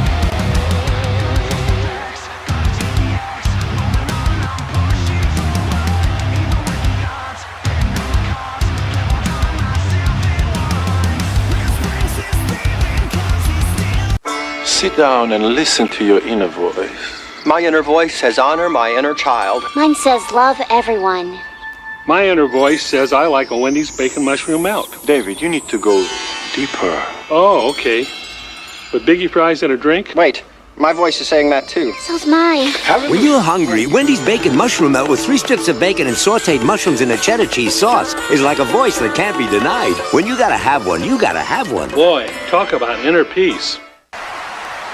Quick glimpse of the personal locker room of the figure dissector and MEWF world champion D Freedom 30 and his manager Kimberly Reen Cook as they together strategize for tonight's main event inside the Elimination Chamber, sponsored by Wendy's. You see here the two of them at a recent appearance in Toy-Hio as their championship reign continues. Let's go on. Moving on to our next matchup. We've got the Hard Foundation Hardcore title. This is a TLC match. That means that the title belt is going to be hanging from that Las Vegas roof. We have Alan Adams, the champion. Can he defend successfully, or has his hardcore lifestyle finally taken its toll? Going against... It definitely does, man. The Joe hardcore Dumas. life is... Whew. It is. It's not for the faint of heart. Going against Joe Dumas, making his MEWF debut. James Kirk making his MEWF debut. And from Major Club, Joshua Reckless. So you've got to think there are a lot of X factors here. We've got Alan Adams, who has shown that he is tough as can be. He is hardcore in and inside and outside the ring. But we have 2 superstars that we know nothing about. We've never seen in action before. And you've got Joshua Reckless, who's part of Major Club. So you've got to think Major Club could play a factor in this matchup as well and help him take that hardcore title. Lots to be dissected here. I would go with... I don't know. It's just too many X factors to call. I think there's just a lot that we don't know. We have seen some good promo work from Joe Dumas coming out recently. James Kirk, we haven't seen. We don't know anything about him. He could be a mystery. He could be 7 foot tall. I don't know. I've never met James Kirk. But it's another one I don't have a lot of. The office is impressed intel with him on. enough to put him here in this matchup, though. So I will say for Sorry. Adams, it's that that hardcore life. It takes a toll. I've known a lot of the greats in the hardcore deathmatch world, and man, they don't hold those titles long. It takes a lot out of you. But I think, man, he's proven himself here. But if I'm taking anybody in this match, I got to go Major Club. Josh Reckless has proven that if Adams isn't the guy to retain, I think Reckless is the one to take it. That would be my guess too. But lots of X factors there in that one.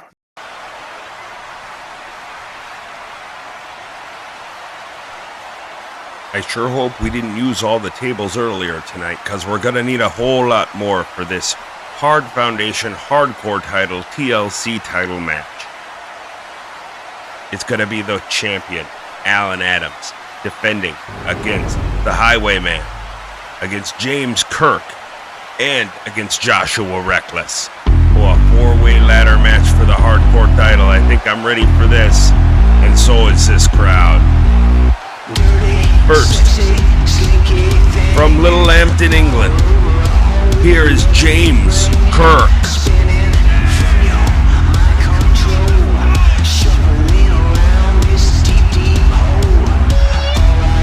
James is here in the MEWF to earn as much money as possible towards his business degree.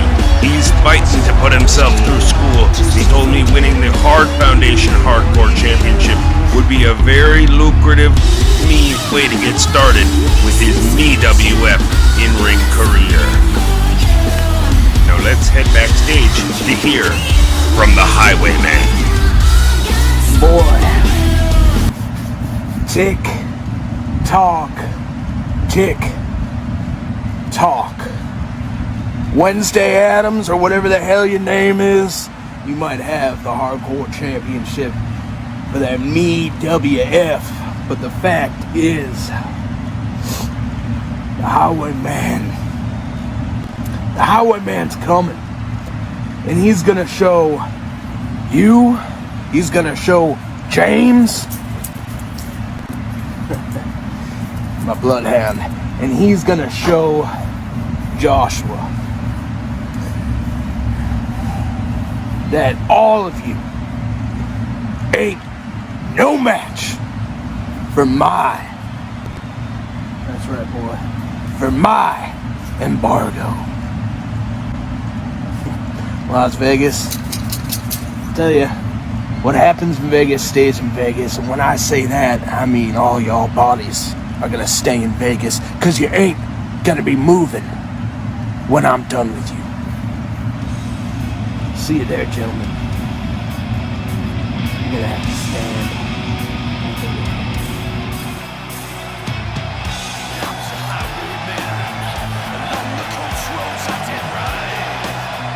Making his way down the aisle from JPD's Custom Factory. Here's the Highwayman. Look of solitary focus on his face. A man you can tell pays attention to the details, meticulously crafting pain for his opponents.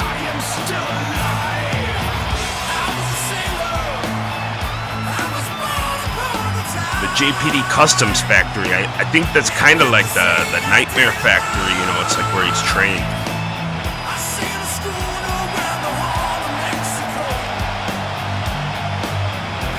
He says, you ain't no match for my embargo. These opponents better watch out. They don't want to get hit with that embargo tonight.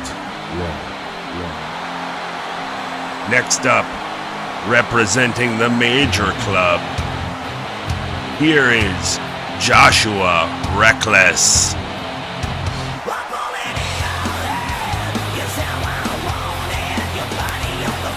Major Club not having the success tonight that they had been hoping for. A loss in the tag team tournament, a loss in the #1 contenders match.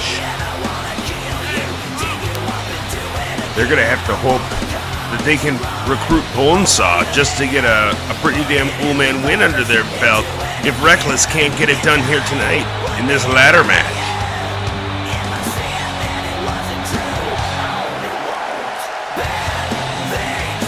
Listen to that crowd. Definitely a mixed reaction here as the polarizing member of the Major Club.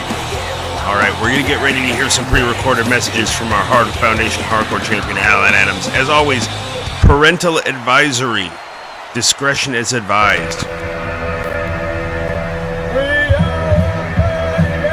This is your Hard Foundation Hardcore Champion here, Alan fucking Adams.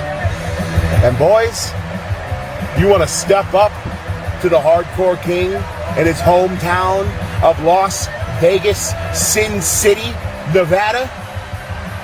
Step into the ring with the Hardcore King, and he's gonna show you what blood is made of. Who's fucking ready? And here he comes, the Hard Foundation Hardcore Champion, Alan Adams.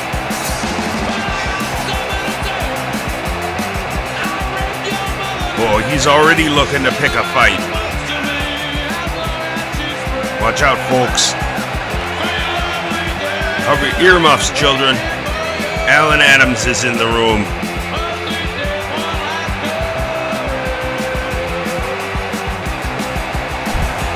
Highwayman seems unfazed. Oh, I thought he was going to hit somebody.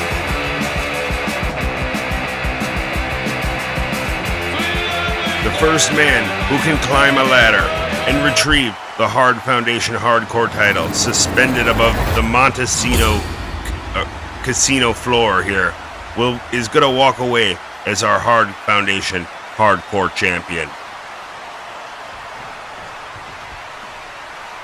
Kirk, Highwayman, Reckless, and Adams. And we're underway, folks. It looks like Reckless takes down Kirk. Massive headlock. Highwayman's headed outside. He's going to try to bring this first ladder into play. Now, these ladders can be used as weapons, as we saw earlier. Oh! It looks like Alan was doing a little posing there, and the Highwayman said, "No, thank you." James Kirk employing some of that British strong style I've been hearing so much about. He also has great endurance from backpacking around the European area. Highwayman starts to climb, maybe a little premature. Adams a little slower to get up than the Highwayman was. That'll be something to watch out for. Who can get up the hell? Oh, he's got him locked in for the suplex. Suplex! Oh, he went all the way to the outside. Oh my gosh. Oh geez. Oh crap. Oh crap. I don't know. Alan Adams, he looks to be out on the pavement. Highwayman making his way up the ladder.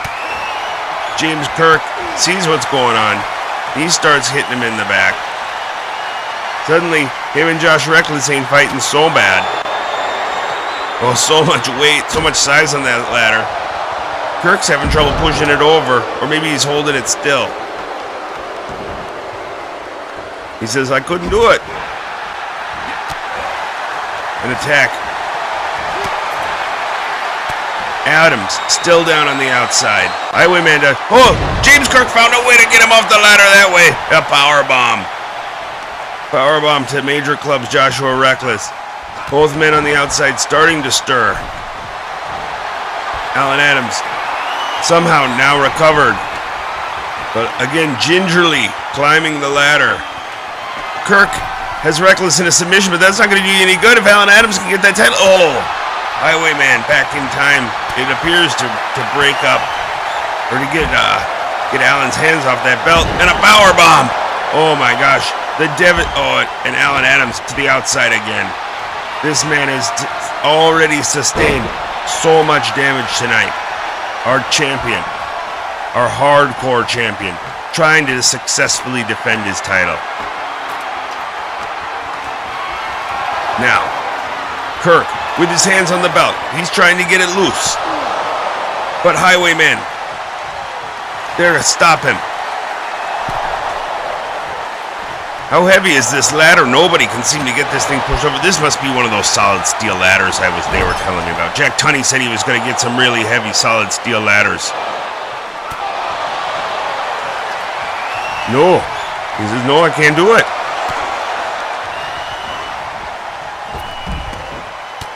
Highwayman and James Kirk both. Oh, now the power bomb. He's picking men off the ladder, and he says, "Come on, put your dukes up." James Kirk quickly flies up the ladder. Oh, no, he's got him off. Oh! Oh my gosh. What a maneuver from Kirk. I can't believe the level of devastation. It's like a car crash out there. Quickly, back up the ladder. And he's not going for that belt. He's going for the big elbow. Oh, man. Now Reckless climbing the ladder. Looking to take advantage. Well, Alan Adams is on the outside. Starting to get back to his feet. Again, nobody can push over this solid steel ladder. 2 men push over the ladder! Oh, Joshua Reckless is left hanging there like a piñata. Finally, they were able to push over that ladder. And Alan Adams says, "Come here, let me give you a little help falling on your ass." Now, put in the boots. Start to use his size advantage. And it's, he's getting him into the total devastation. Alan Adams' trademark move, the total devastation. The triple power bomb. He's rolling, and he busted him open. Highwayman busted open with the face smashed on a ladder. Adams throws another ladder on top of him disrespectfully, says, "No, I'm going to get a table too."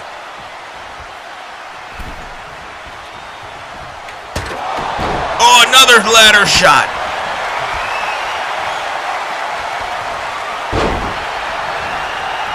Traditional wrestling takedown.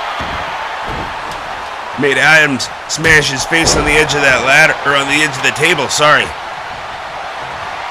Oh, now, choke slam. Double-handed choke slam. And he's doing like a Batista's gun pose or something. Oh. These men are crazy. I'm glad I'm not out there.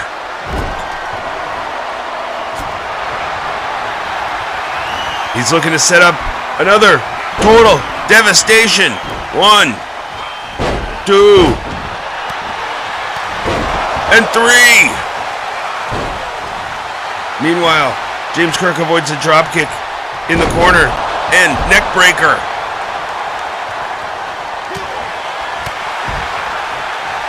Highwayman has to roll the outside. Reckless down inside the ring. This might be Alan Adams' opportunity here. If he can take advantage right now, he has a chance to retain this title. But James Kirk faster than could be. That man got up lickety-split. And Alan Adams didn't even have time to react. Adams and Reckless climbing the ladder. And James Kirk's, he's got a steel chair. And he's swinging the chair. And Reckless has Adams up. Oh! And he dropped him off the ladder. From the top of the ladder.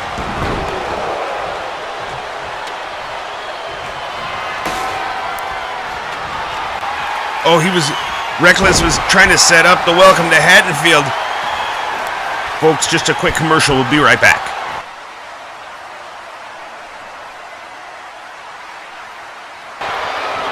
And we're back! Only a brief interruption there, folks. Not much happened while we were away. You can see Highwayman down in the ring. We've seen how much devastation he's taken today. James Kirk working over with some of those British grappling techniques. Almost Pete Dunne-esque the way he can work the extremities. But Alan Adams now looking for another total devastation. He's got 1, 2. And he triples up with the triple power bombs. Highwayman climbs to the very top of the ladder. And the big splash on James Kirk from the Highwayman. Oh, I think he realized the ladder was too far out of position. Instead of climbing down to move it over, he just jumped off of it. Now, Alan Adams taking advantage. He's up there. Highwayman says, "No way, Jose." He tries to interfere. Nope, he misses, he fell. And Adams, he gave him, look at the belt. Highwayman looked like he was going to pull Alan Adams off the ladder. But a misplaced step, some poor footwork. He falls, giving Alan Adams the extra second he needs to recover the hardcore. Oh my gosh, look at that. Look at the look on this man's face. A gasp of horror, shock, amazement goes through the crowd. There's sudden newfound respect for hardcore champion Alan Adams after his performance here tonight at MEWF's pretty damn cool, man. Whew. I think we all need to take a break.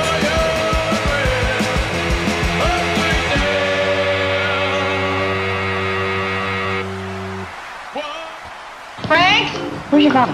Upstairs. Frank! Have you seen your father? Thank you. All over Dublin, Ohio, people are disappearing. Frank? Only to reappear at Wendy's. Chicken nuggets, please. Those crispy pieces of all white meat cooked golden brown are so delicious, they're irresistible. You looking for me? Nice. You still have barbecue sauce on your shirt. The 99-cent chicken nuggets at Wendy's. Who's home? It's better here. Remember, Wendy's pickup windows open late so you can eat great, even late.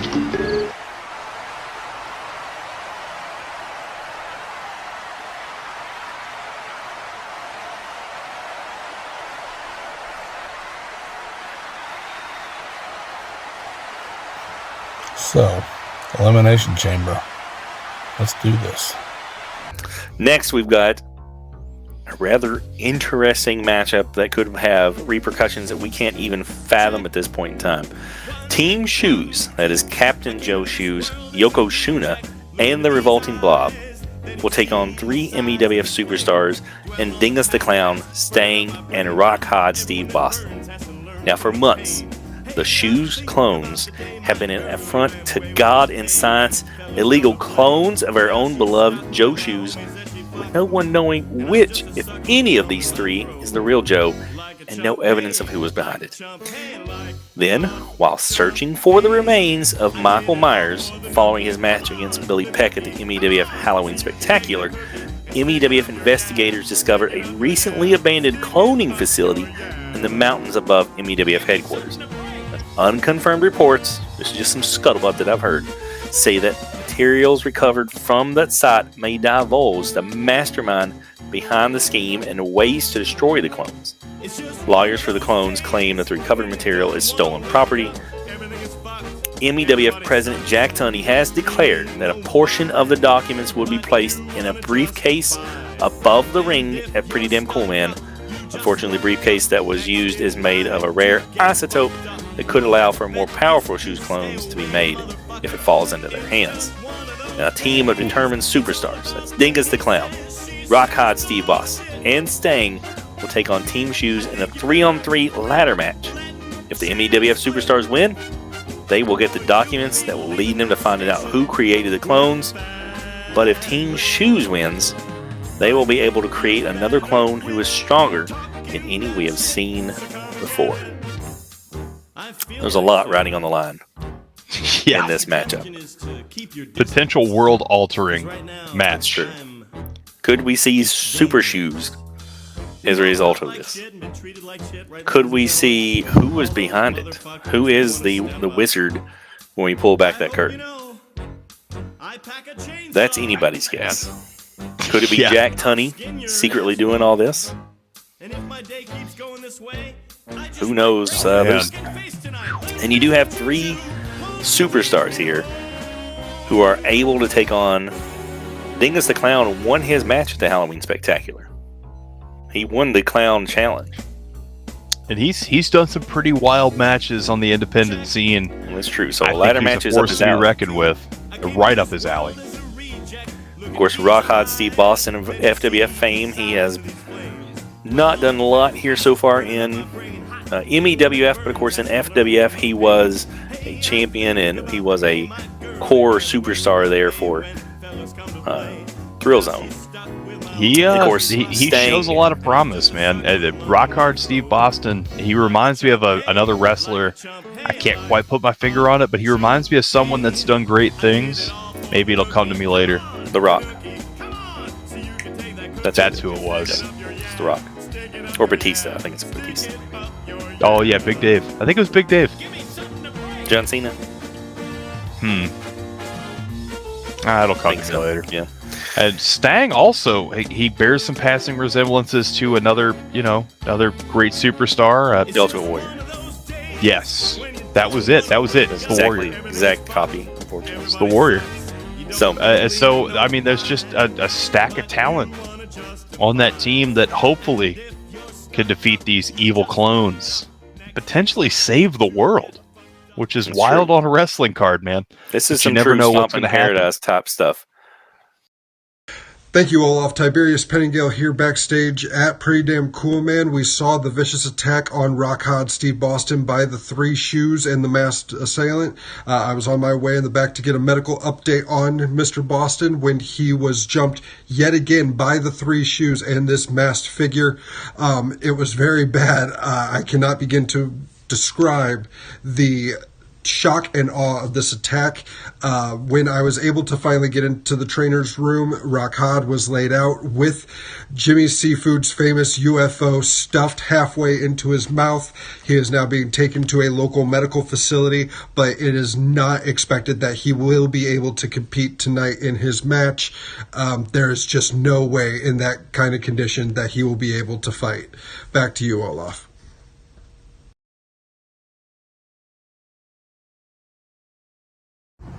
The MEWF has probably been wondering what Dingus the Clown is doing in here. And I'm here for mystery. I'm here to solve mysteries. Some may think I'm here for funny business. A little bit of that too. But you see, there seems to be a scenario with one Joe Shoes, who we all know and love. And we're really wondering who is behind all this drama. The Shoes drama, Yokozuna, Captain Joe Shoes, the revolting blob. And there seems to be some malarkey afoot where someone has cloned our beloved Shoes. We don't know who the real Shoes is. So that's why I am here. Is this why I'm here fully? Who knows? But I can assure you this one little thing that once we get down the brass tacks, that I'm gonna cut this funny business and I am gonna go after what's rightfully mine. You may ask, what is that? Well, we'll get to that after we get to the Shoes drama and I find out who is responsible for all this. So, tonight on MEWF Unsolved Mysteries, we will get to the bottom of this funny business. Thank you. Have a good night. And maybe you can help me solve this mystery.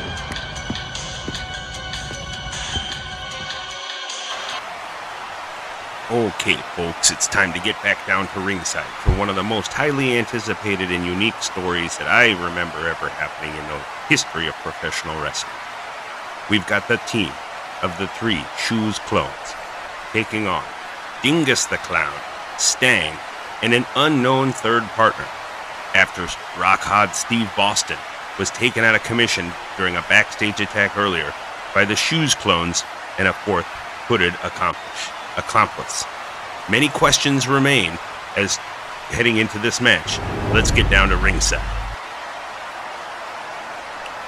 Oh, as I was saying, a lot of lingering questions here about this match, about what's going on with the setup. Where did the Shoes clones come from? Whose idea was it to make a briefcase out of an isotope that could create more clones?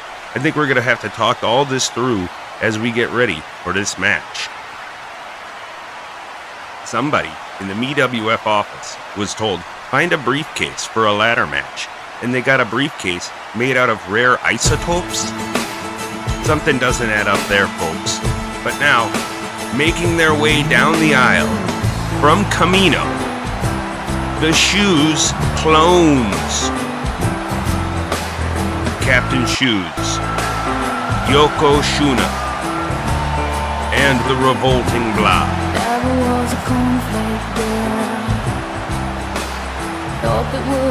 Now, if any of these three men are able to recover that briefcase suspended above the MEWF ring, they will have the isotope that will allow them to create a fourth, more powerful Shoes clone. You'd have to think that whoever's behind this scheme, plus these clones themselves, would greatly benefit from that happening. So you know that they're going to be putting it all on the line tonight to try and beat this team of the MEWF investigative superstars. They took out Rockhod Steve Boston in the back earlier, obviously worried about Boston's power in the match tonight, wanting to keep him out of the action. But we'll have to see what Dingus and Stang were able to come up with as far as getting a third partner.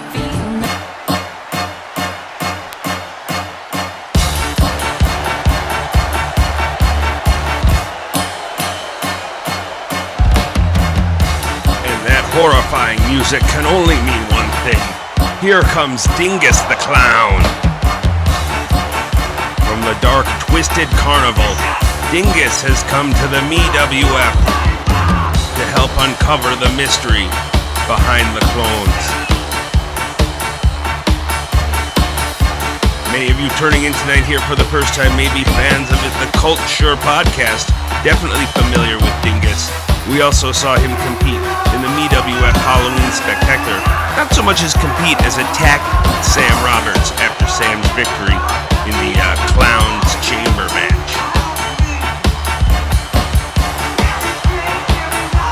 Dingus appears to be trapped in some kind of box, some sort of invisible box. Don't know if the clones did that or not. And he's escaped the box. Okay, Dingus is ready to go. And he awaits the arrival of his tag team partner.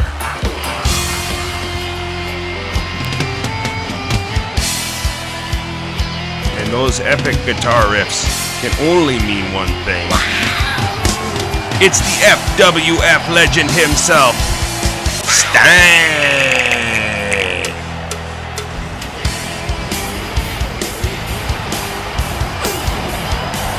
The crowd erupting here tonight for Stang, purveyor of justice, seeker of truth. When he found out there was a mystery to be uncovered, the first man to volunteer to fight this Shoes clone army was a man called Stang.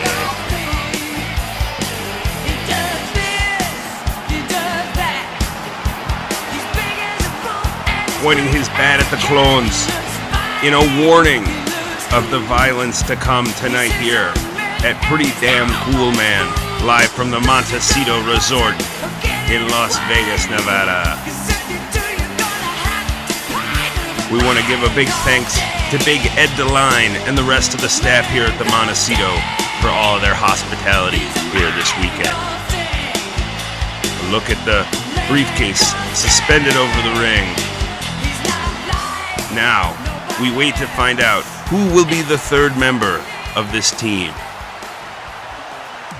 This is Lance Catamaran, and you are watching Southpaw Regional Wrestling. Lance, hey, baby. I know you can't see me, but I know you can hear me, baby. Ha ha!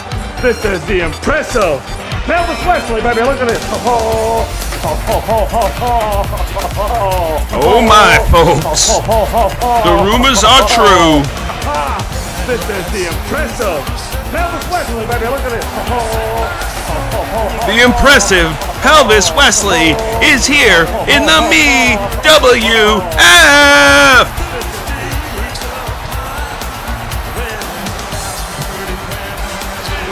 Why don't you just get me, baby? It's Elvis Wesley, legend of Southpaw Regional Wrestling, icon of the internet, the hometown fans erupting. This is the impressive Elvis Wesley, baby. Look at this.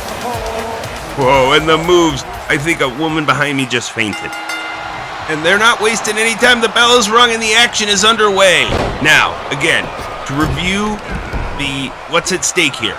If the Shoes clones can gather the briefcase first, they will receive the rare isotope, which will allow them to create a fourth, more powerful clone. If the MEWF superstars can get the briefcase first, then they will uncover the identity of whoever it was that created the Shoes clones. Let's head to the back for a quick medical update on Purps and SJW from the ambulance bay. Yep, it looks pretty bad. They're getting into the ambulance there. And you can tell that these are some pretty bad injuries. And they're off to the local medical facility. Back here in the ring, and Yokozuna is getting a ladder set up in the middle of the ring. We're back just in time, and a big kick to Stang. Now Yokozuna is going to have a chance at the briefcase all by himself. And look at that, a bloodied Captain Shoes taking out Dingus. Yokozuna, top of the ladder, chance of briefcase. Oh, he does a big splash on Stang. Yokozuna with a gigantic splash on Stang from the top of the ladder. Now he's going to go back up the ladder. This time you have to assume he's going for the briefcase. Stang, I don't know if he's going to be able to continue in this match. Dingus finally realizing what's happening and gets in there to get Yokozuna down off that ladder and keep him away from that rare isotope. Captain trying to run interference, but Shoes getting the upper hand. Stang somehow back on his feet. Oh, Yokozuna hanging for the ladder, and Stang catches him with the powerbomb on the ladder. Oh my God, what a sequence! We just saw Yokozuna hanging from the suspended briefcase. Now Stang with the Scorpion Daft Lock on Yokozuna on top of a ladder. Pelvis Wesley and the Blob on the outside. Dingus and the Captain battling in the corner. The Scorpion Daft Lock on top. Stang on the top rope. Stang with the Stanger Splash. I think he caught a piece of it, but mostly hit the ropes. Oh, now he's going to be down again. How could Stang still be moving? Pelvis Wesley picks up that ladder and saves Dingus from a gorilla press slam by Captain Shoes. Yokozuna, 2 ladders in the ring now. Oh, that was impressive by Pelvis Wesley. Blob and Stang on the outside. Yokozuna unable to get footing for that ladder.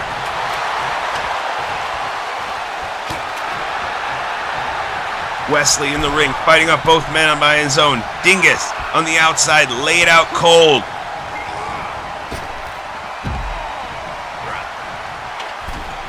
The clones, they seem to have a better, they're clones. They can work together better. They understand each other. Telepathy, perhaps.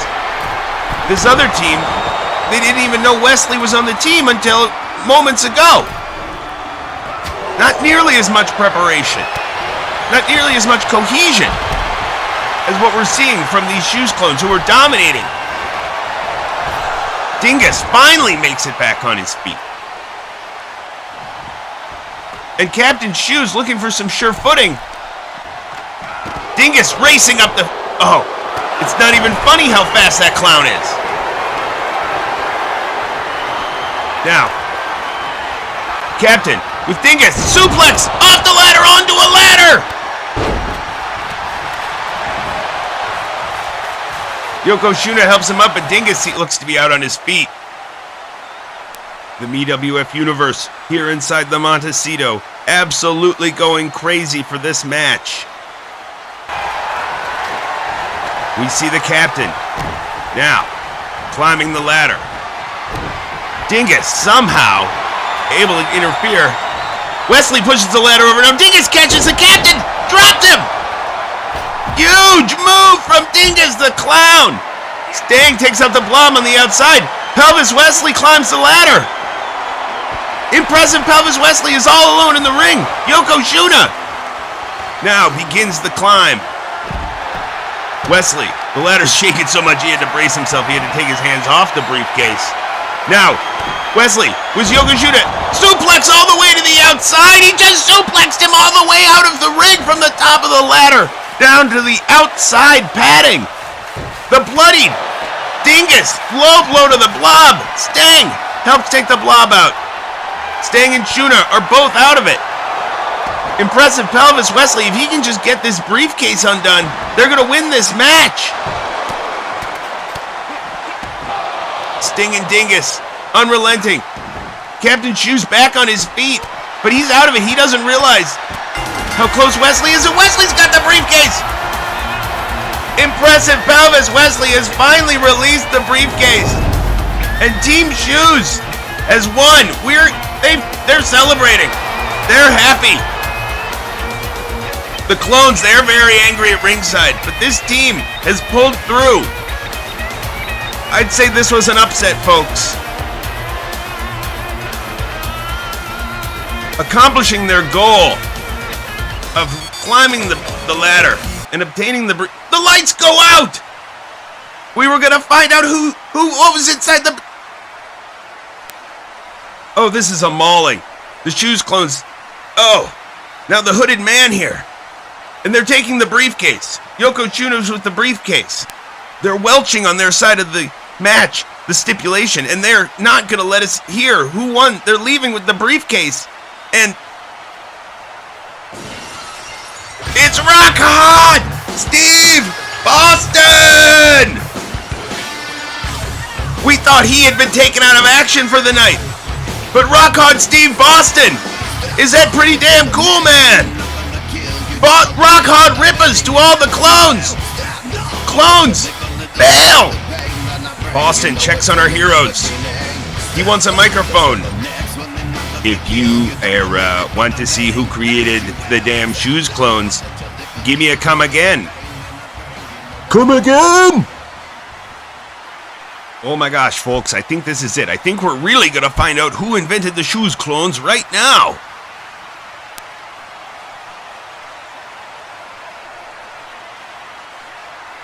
It's me, Boston. Oh, son of a bitch. It's me, Boston.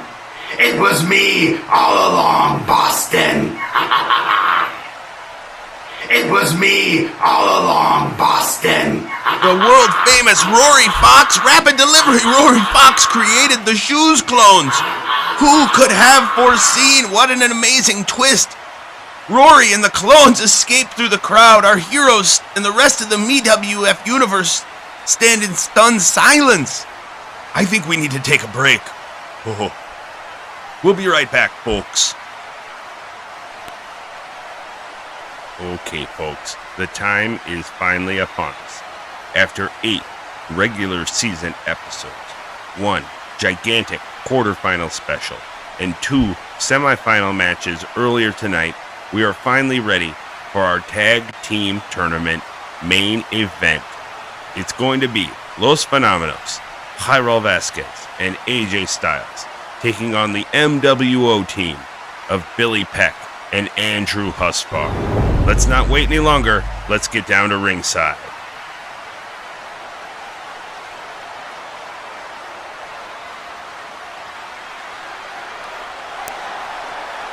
Whatever result we see here tonight, folks, we are witnessing history here in the MEWF. Making their way down to the aisle first, Los Fenómenos, Jairo Vasquez, and AJ Styles.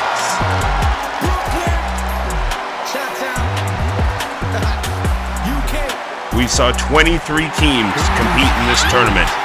46 of the MEWF's finest superstars. We saw legends, surprises, and through it all, 2 teams have persevered to make it this far. The MEWF universe is giving them the biggest round of applause of the night just for making it to this match. You can see these men both battered and bruised, damaged from tonight's earlier battle. But they're not going to let that stand in their way of a shot at immortality. The following announcement has been paid for by the Major World Order. And their opponents from the MWO, Andrew Husfar and Billy Peck. Billy wearing his Champion of Chills title that he won defeating Michael Myers at the MEWF Halloween Spectacular. I think he wants to let Los Fenómenos know that he already has gold here in the MEWF. Definitely a strong psychological ploy from Billy here heading into the finals. And as I mentioned earlier, Jake Wyatt of the MWO wrestling later in our next match, the main event for the world title for D3 Freedom 30's World Heavyweight title. The MWO could be leaving tonight with gold around the waist of all 3 members.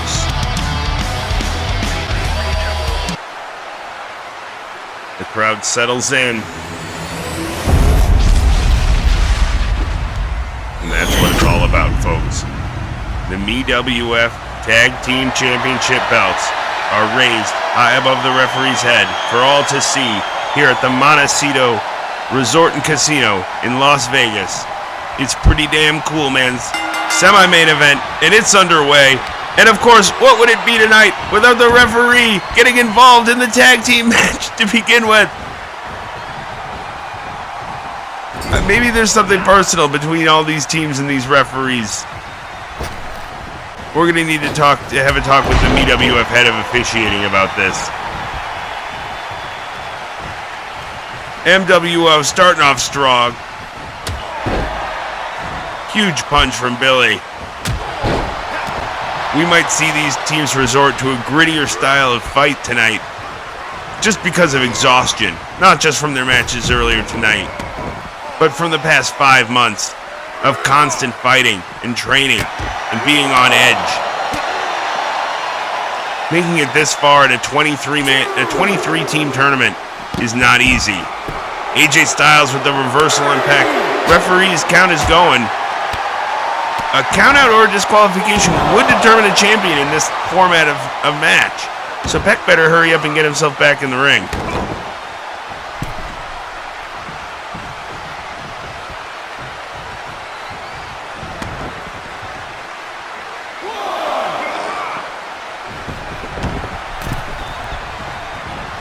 All right, both men back in the ring now. But Jairo Vasquez definitely in control. Backbreaker to Billy Peck. And in comes AJ Styles and Andrew Husvar. A match that many have clamored for ages. Many have called Husvar perhaps the next AJ Styles. But the current AJ Styles says, I'm still here, damn it.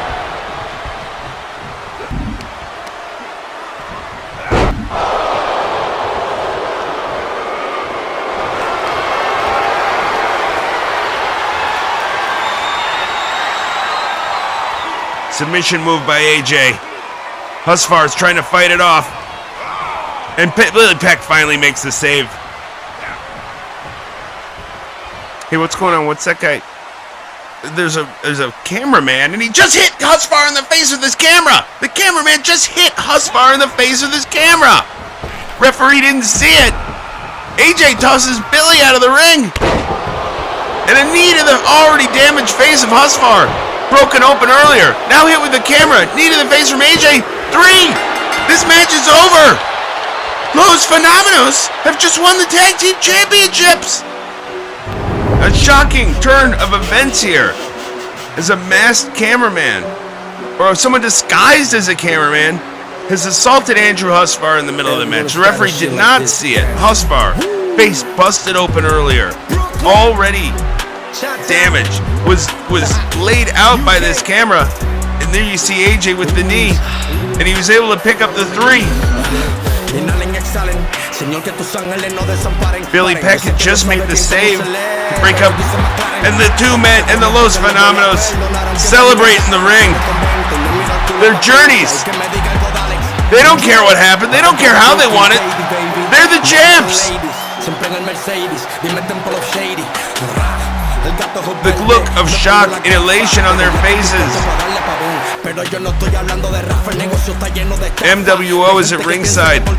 They're looking for the cameraman. Los Fenomenales, they're getting ready to go celebrate. A little bit of the bubbly in back for Los Fenomenales tonight. Billy and Husvar at ringside looking for answers, trying to find out who that was. Then the cameraman's back and he attacks Billy. And there's 2 of them. There are 2 men disguised as cameramen, and one of them just super kicked Husvar. One of the secret cameramen just super kicked Husvar. Jake White, he's back in the press tent getting ready for his match next. He doesn't know what's going on. The 2 cameramen turn to reveal their faces. Who just attacked Billy and Andrew? Oh my goodness, it's Jay George and Shawn Michaels. J. George and Shawn Michaels attacking Husvar. And oh my gosh, Danhausen is here. And Danhausen's attacking Billy Peck. J. George continues to wrench on the arm of Husvar. And now Giant Gonzalez attacking Billy Peck.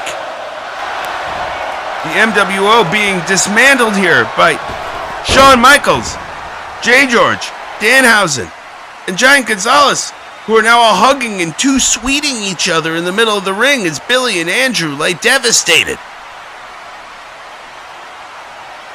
J. George grabs the microphone. He's got something to say. Great job, everyone. Great job. That's a wrap. I want to thank all the crew. Great job. Give yourselves a hand. Everyone did a great job. I just want to say to everyone out there, thank you for coming to the world premiere of J. George Presents J. George Oration X. Oh no, it looks like Danhausen and Gonzalez are going to do a double concerto on Billy and Andrew, but here comes the Eliminator, Joe Ellis, the personal bodyguard of the MWO, here to make the save. J. George Oration X hightailing it out of the ring. They don't want to mess with Joe Ellis.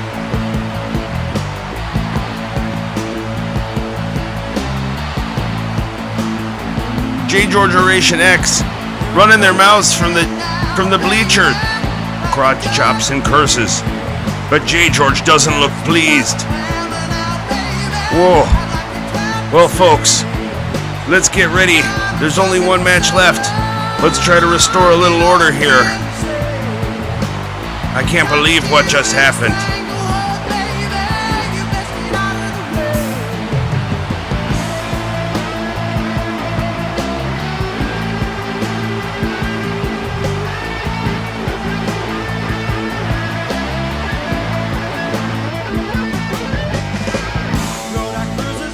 MEWF World Heavyweight Title, D Freedom, who has not been a defending champion at any stretch of the imagination.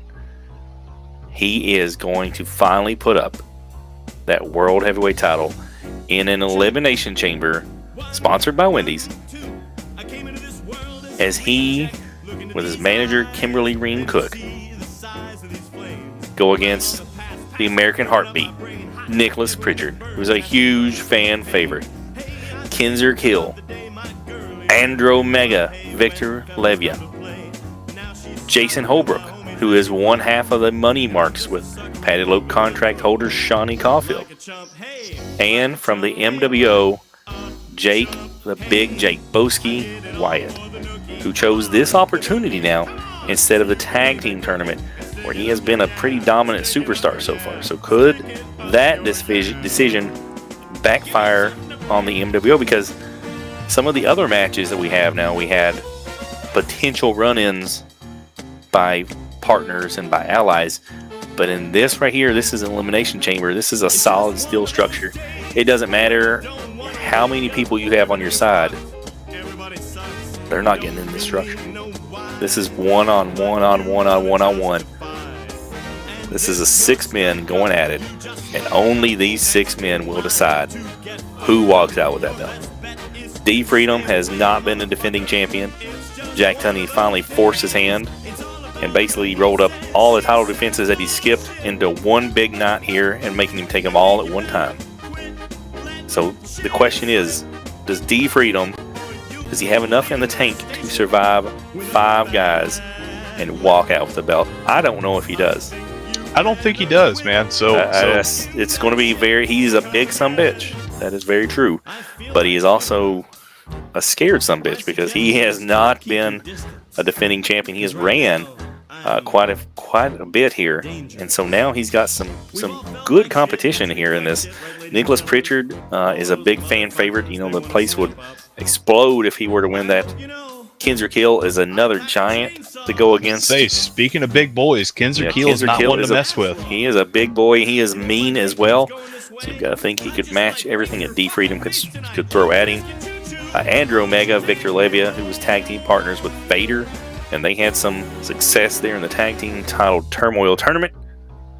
Jason Holbrook, one half of the Money Marks. The Money Marks did get pinfalls over D Freedom and Roman Reigns in the tag team title Turmoil tournament. And of course, Jake White has shown some success here, and he did choose this right here instead of the semifinals and finals for the tag team tournament. So you got to think, is he now stepping up into the singles ranks? He's unproven in this environment, so this will be his first singles match here in MEWF. Could it be a big one where he comes in and gets the huge win in the main event, or is Jake White taking off a bit more than he could chew, because there are some big boys in this match. So this is not one for the faint of heart. Man, I gotta say, D Freedom, I think skipping all these title defenses, right? So there's being in shape, there's being in ring shape. And when you step in that ring, it's like getting in a car crash every bump. And when you take shows off, when you try to duck other champions, you're losing that ring shape, right? Your body gets used to a certain level of punishment. And so he's coming from ducking out challengers to an Elimination Chamber match. As big and scary as he might be, I don't know if he's ready to defend that title in the Chamber. And I'm having a hard time picking through the rest of the field, but damn, I think all 5 competitors that are challenging for that title that night got real claim to it. I'd like to see somebody walk out of there with the title that did not walk in with it. I think a new champion to end off the night could be a great thing for the company, especially a company that deserves a fighting champion. Yes, a fighting champion definitely is something that MEWF deserves. And also, you got to think Jason Holbrook is in this. If he wins, how does that impact Seany Caufield's plans with that padded lope contract? Could Seany just hold on to it? Could the Money Marks then dominate the world title scene by fending off challengers with both the padded lope contract and the world title? Or could the Money Marks implode?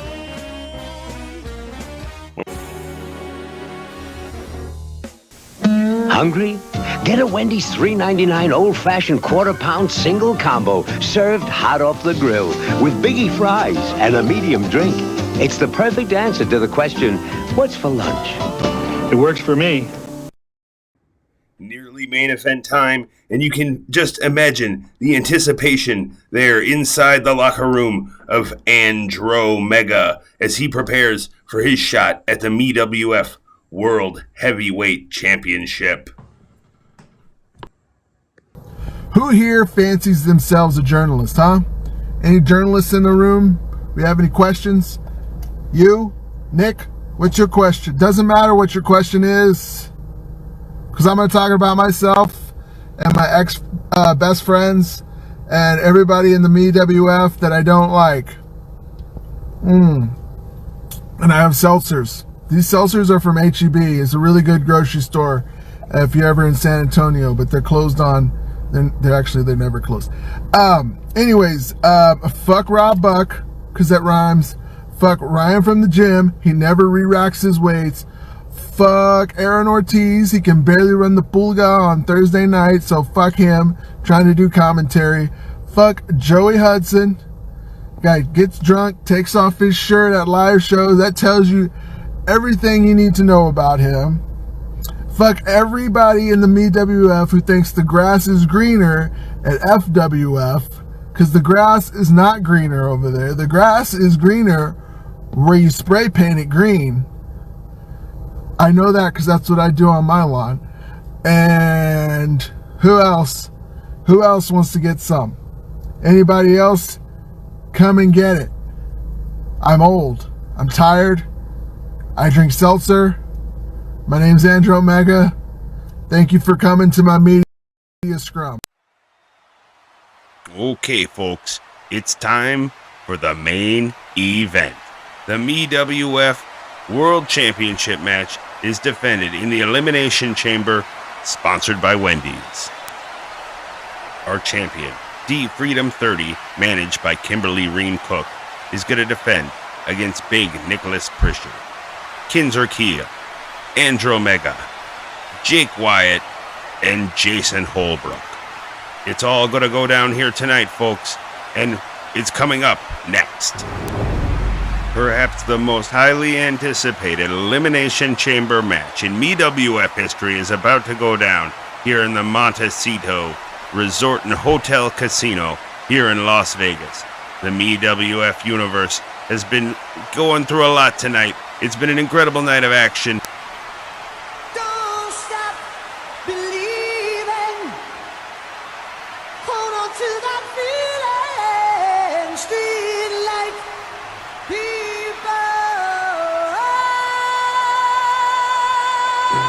First up, headed down the aisle from Springfield, Illinois. Here's the American Heartbeat, Big Nick Pritchard.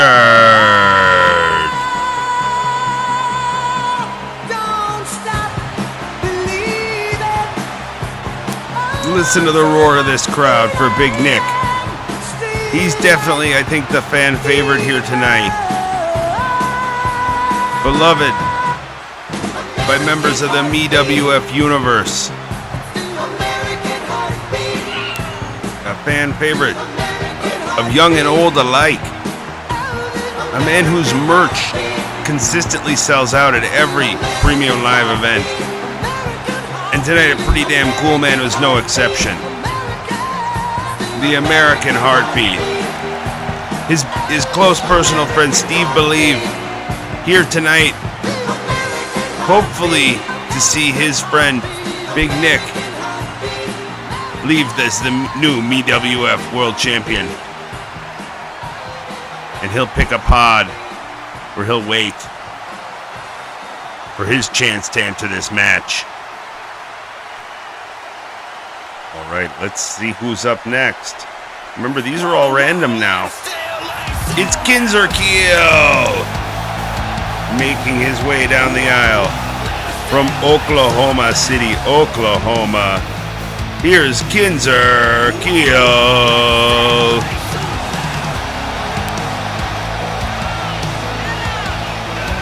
Kinzer's hoping to use his Oklahoma Stampede finisher to get that MEWF Championship gold around his waist.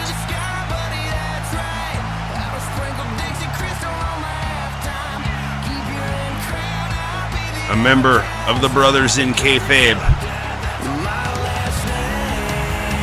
Kinzer says that because I'm the best there is, I'm the baddest, the best looking, and I still ain't sold out. I was just saying before, random entry here to see who enters the pods. The final two entrants will start the match. An unenviable position to be in if you're starting the match. You're hoping to get one of those later entries to give you the best odds of winning. And it looks like one man who's going to have better odds of winning is going to be our MEWF champion, D Freedom 30. Now, President Jack Tunney asked D Freedom's manager, Kimberly Ream Cook, to please stay in the back for the match out of safety concerns. But Kim is here tonight in full support of D Freedom. I think she's in the back opening some packs of wrestling cards.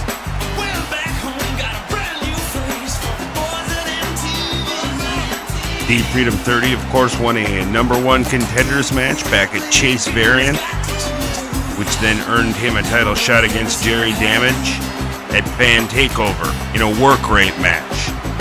D Freedom was victorious in the work rate match at Fan Takeover against Jerry Damage.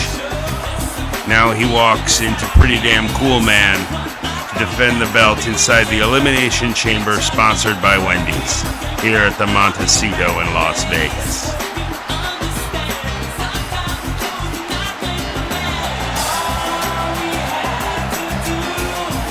Favorable reaction from the crowd here for D Freedom. He'll hand that belt over to the referee and step inside his pod. And all I can do is hope that he'll see that belt again.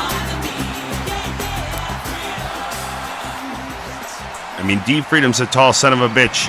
Will even fit inside the pod. Now, making his way to the ring, Jason Holbrook. Jason, a member of the Money Marks with Seany Caufield. We've seen him take on a slightly different personality since the Money Marks lost in the tag team tournament quarterfinal round. I've heard him in the back referring to himself lately as Jason X. Jason X, Jason Holbrook, whichever name you call him, he's a serious contender here tonight. And don't forget, Jason and Seany defeated champion D Freedom 30 and his partner, the WWE champion Roman Reigns, in the opening round of the tag team tournament. They pulled off that memorable double pin. So Jason has already proven his bona fides, his qualifications. He's shown why he deserves a shot at the MEWF World Championship.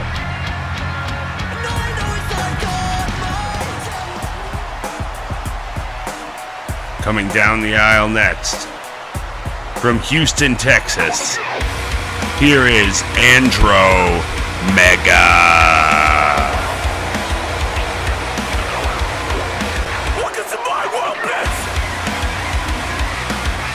Andromeda, who had teamed up with Big Van Vader in the tag tournament to form the Mega Monsters.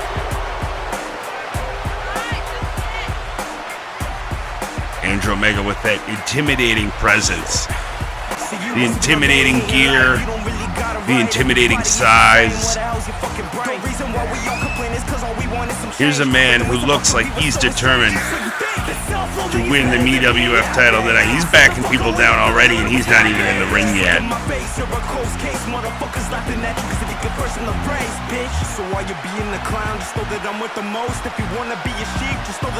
Taking in the atmosphere here tonight, this crowd, even after 10 previous matches, is still keyed up and ready to go for this main event.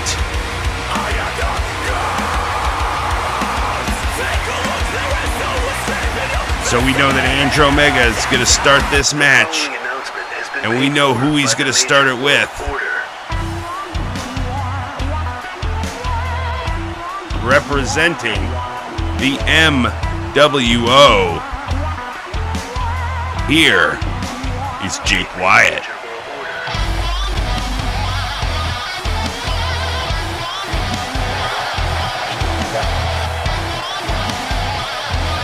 The big Jake Boski, air guitaring and flexing his way out to the ring.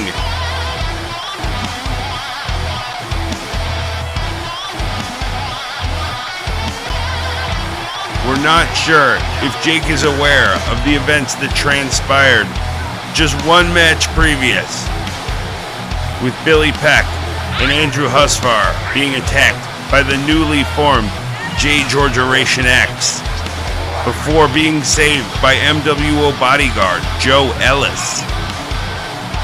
Jake must now try to put that out of his mind and focus on this match. I guess the one advantage of the Elimination Chamber, Jake can feel confident that there won't be any outside interference. He only has to worry about the 5 other badasses he's locked inside of this 20-ton steel structure.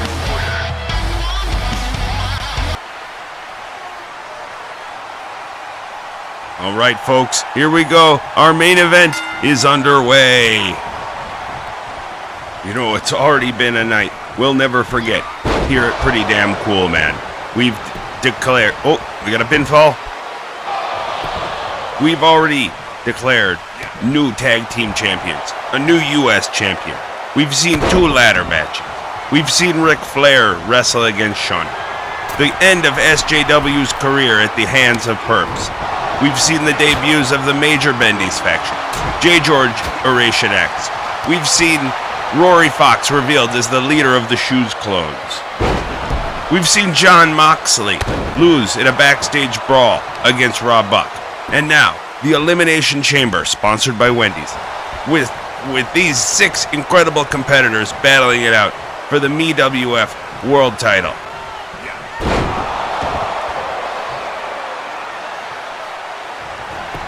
Andromeda with a lot of offense here early. Jake Wyatt may be distracted by what happened to Billy and Andrew earlier in the night. Andrew's saying, it's about over. I'm going to take him out right now.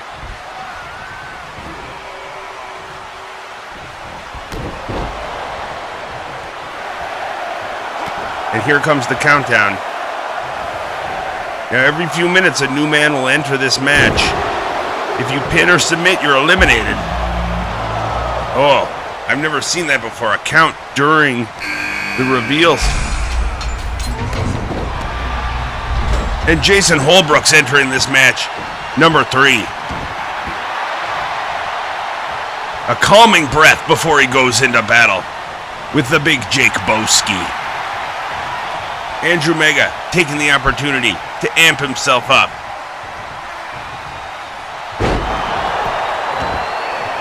At this point in the match, it's all about pacing for these 3. You can't win at this point, but you can lose. Another kick out by Wyatt.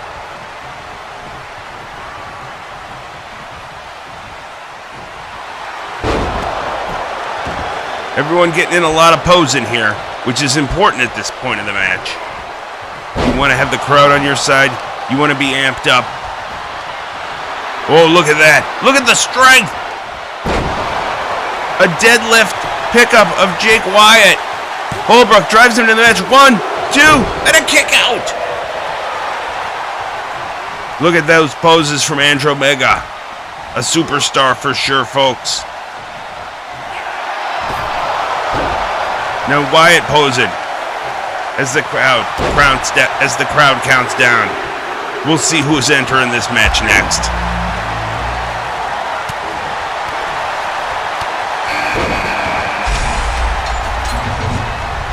And it's Kinzer-Keel. Kinzer-Keel, Andromeda, Jason Holbrook, a.k.a. Jason X, and Jake Wyatt of the MWO are 4 men in this match so far. No eliminations to this point.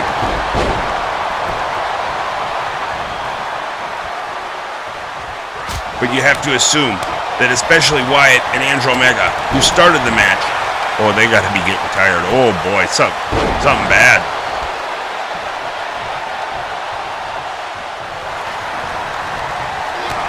Oh, a lot of knee damage there to Kinzer-Keel. And Jake Wyatt to the outside. That's an unforgiving part of the structure. No give. Oh, and Jake's hurt. Jake's definitely hurt.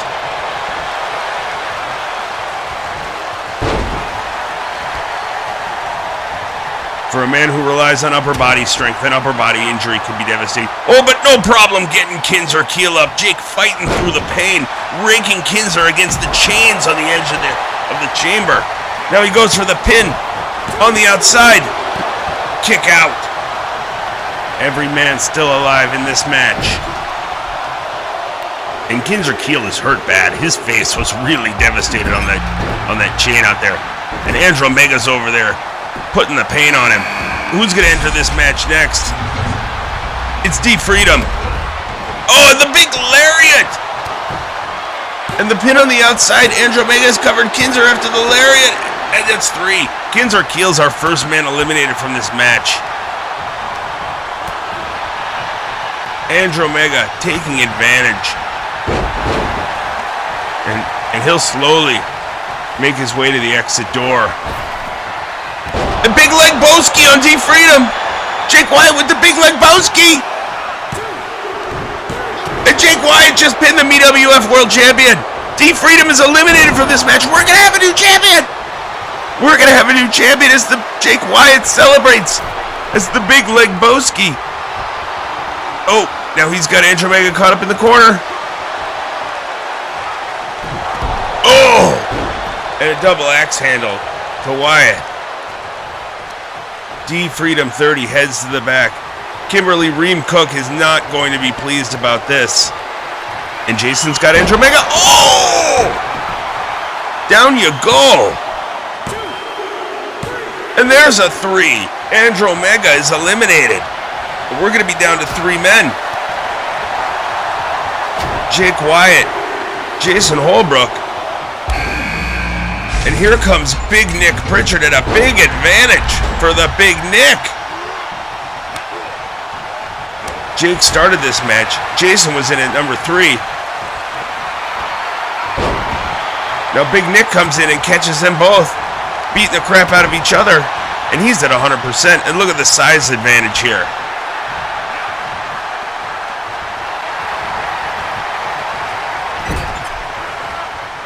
Look at this. We'll see how the alliances work out between these 3. So far, it's every man for himself. And while Jake and Nick fight it out, Jason lays on the ground vulnerable. Oh, and that looks like Husvar's overdraft elbow. He must have taught that to Jake Wyatt because he delivered that beautifully. Strings Jason over the top rope. Referee has to run all the way around Big Nick, and that might have saved Jason there. The referee had to take the long way around Big Nick to get in position to count that pinfall. Oh!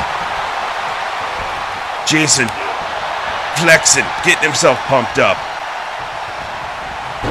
Reverses it and gets the DDT on Wyatt. Now Big Nick getting himself pumped. But I don't know if he's pumped enough because Jason Holbrook is coming in with his big patented devastating blows.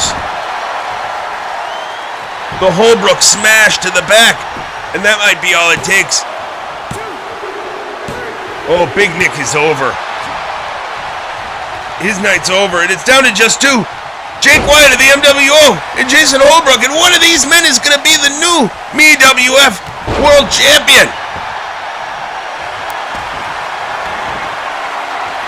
Trying to get him over with for the crab, I think. Oh, Boston Crab. If Jake Wyatt submits, that'll end this match. He's been in there nearly the entire time. But he doesn't give up. No quitting this man. The MEWF universe is coming unglued here in the Montecito. Nerve damage being caused from this hold. Holbrook trying to wear out the big Jake Boski.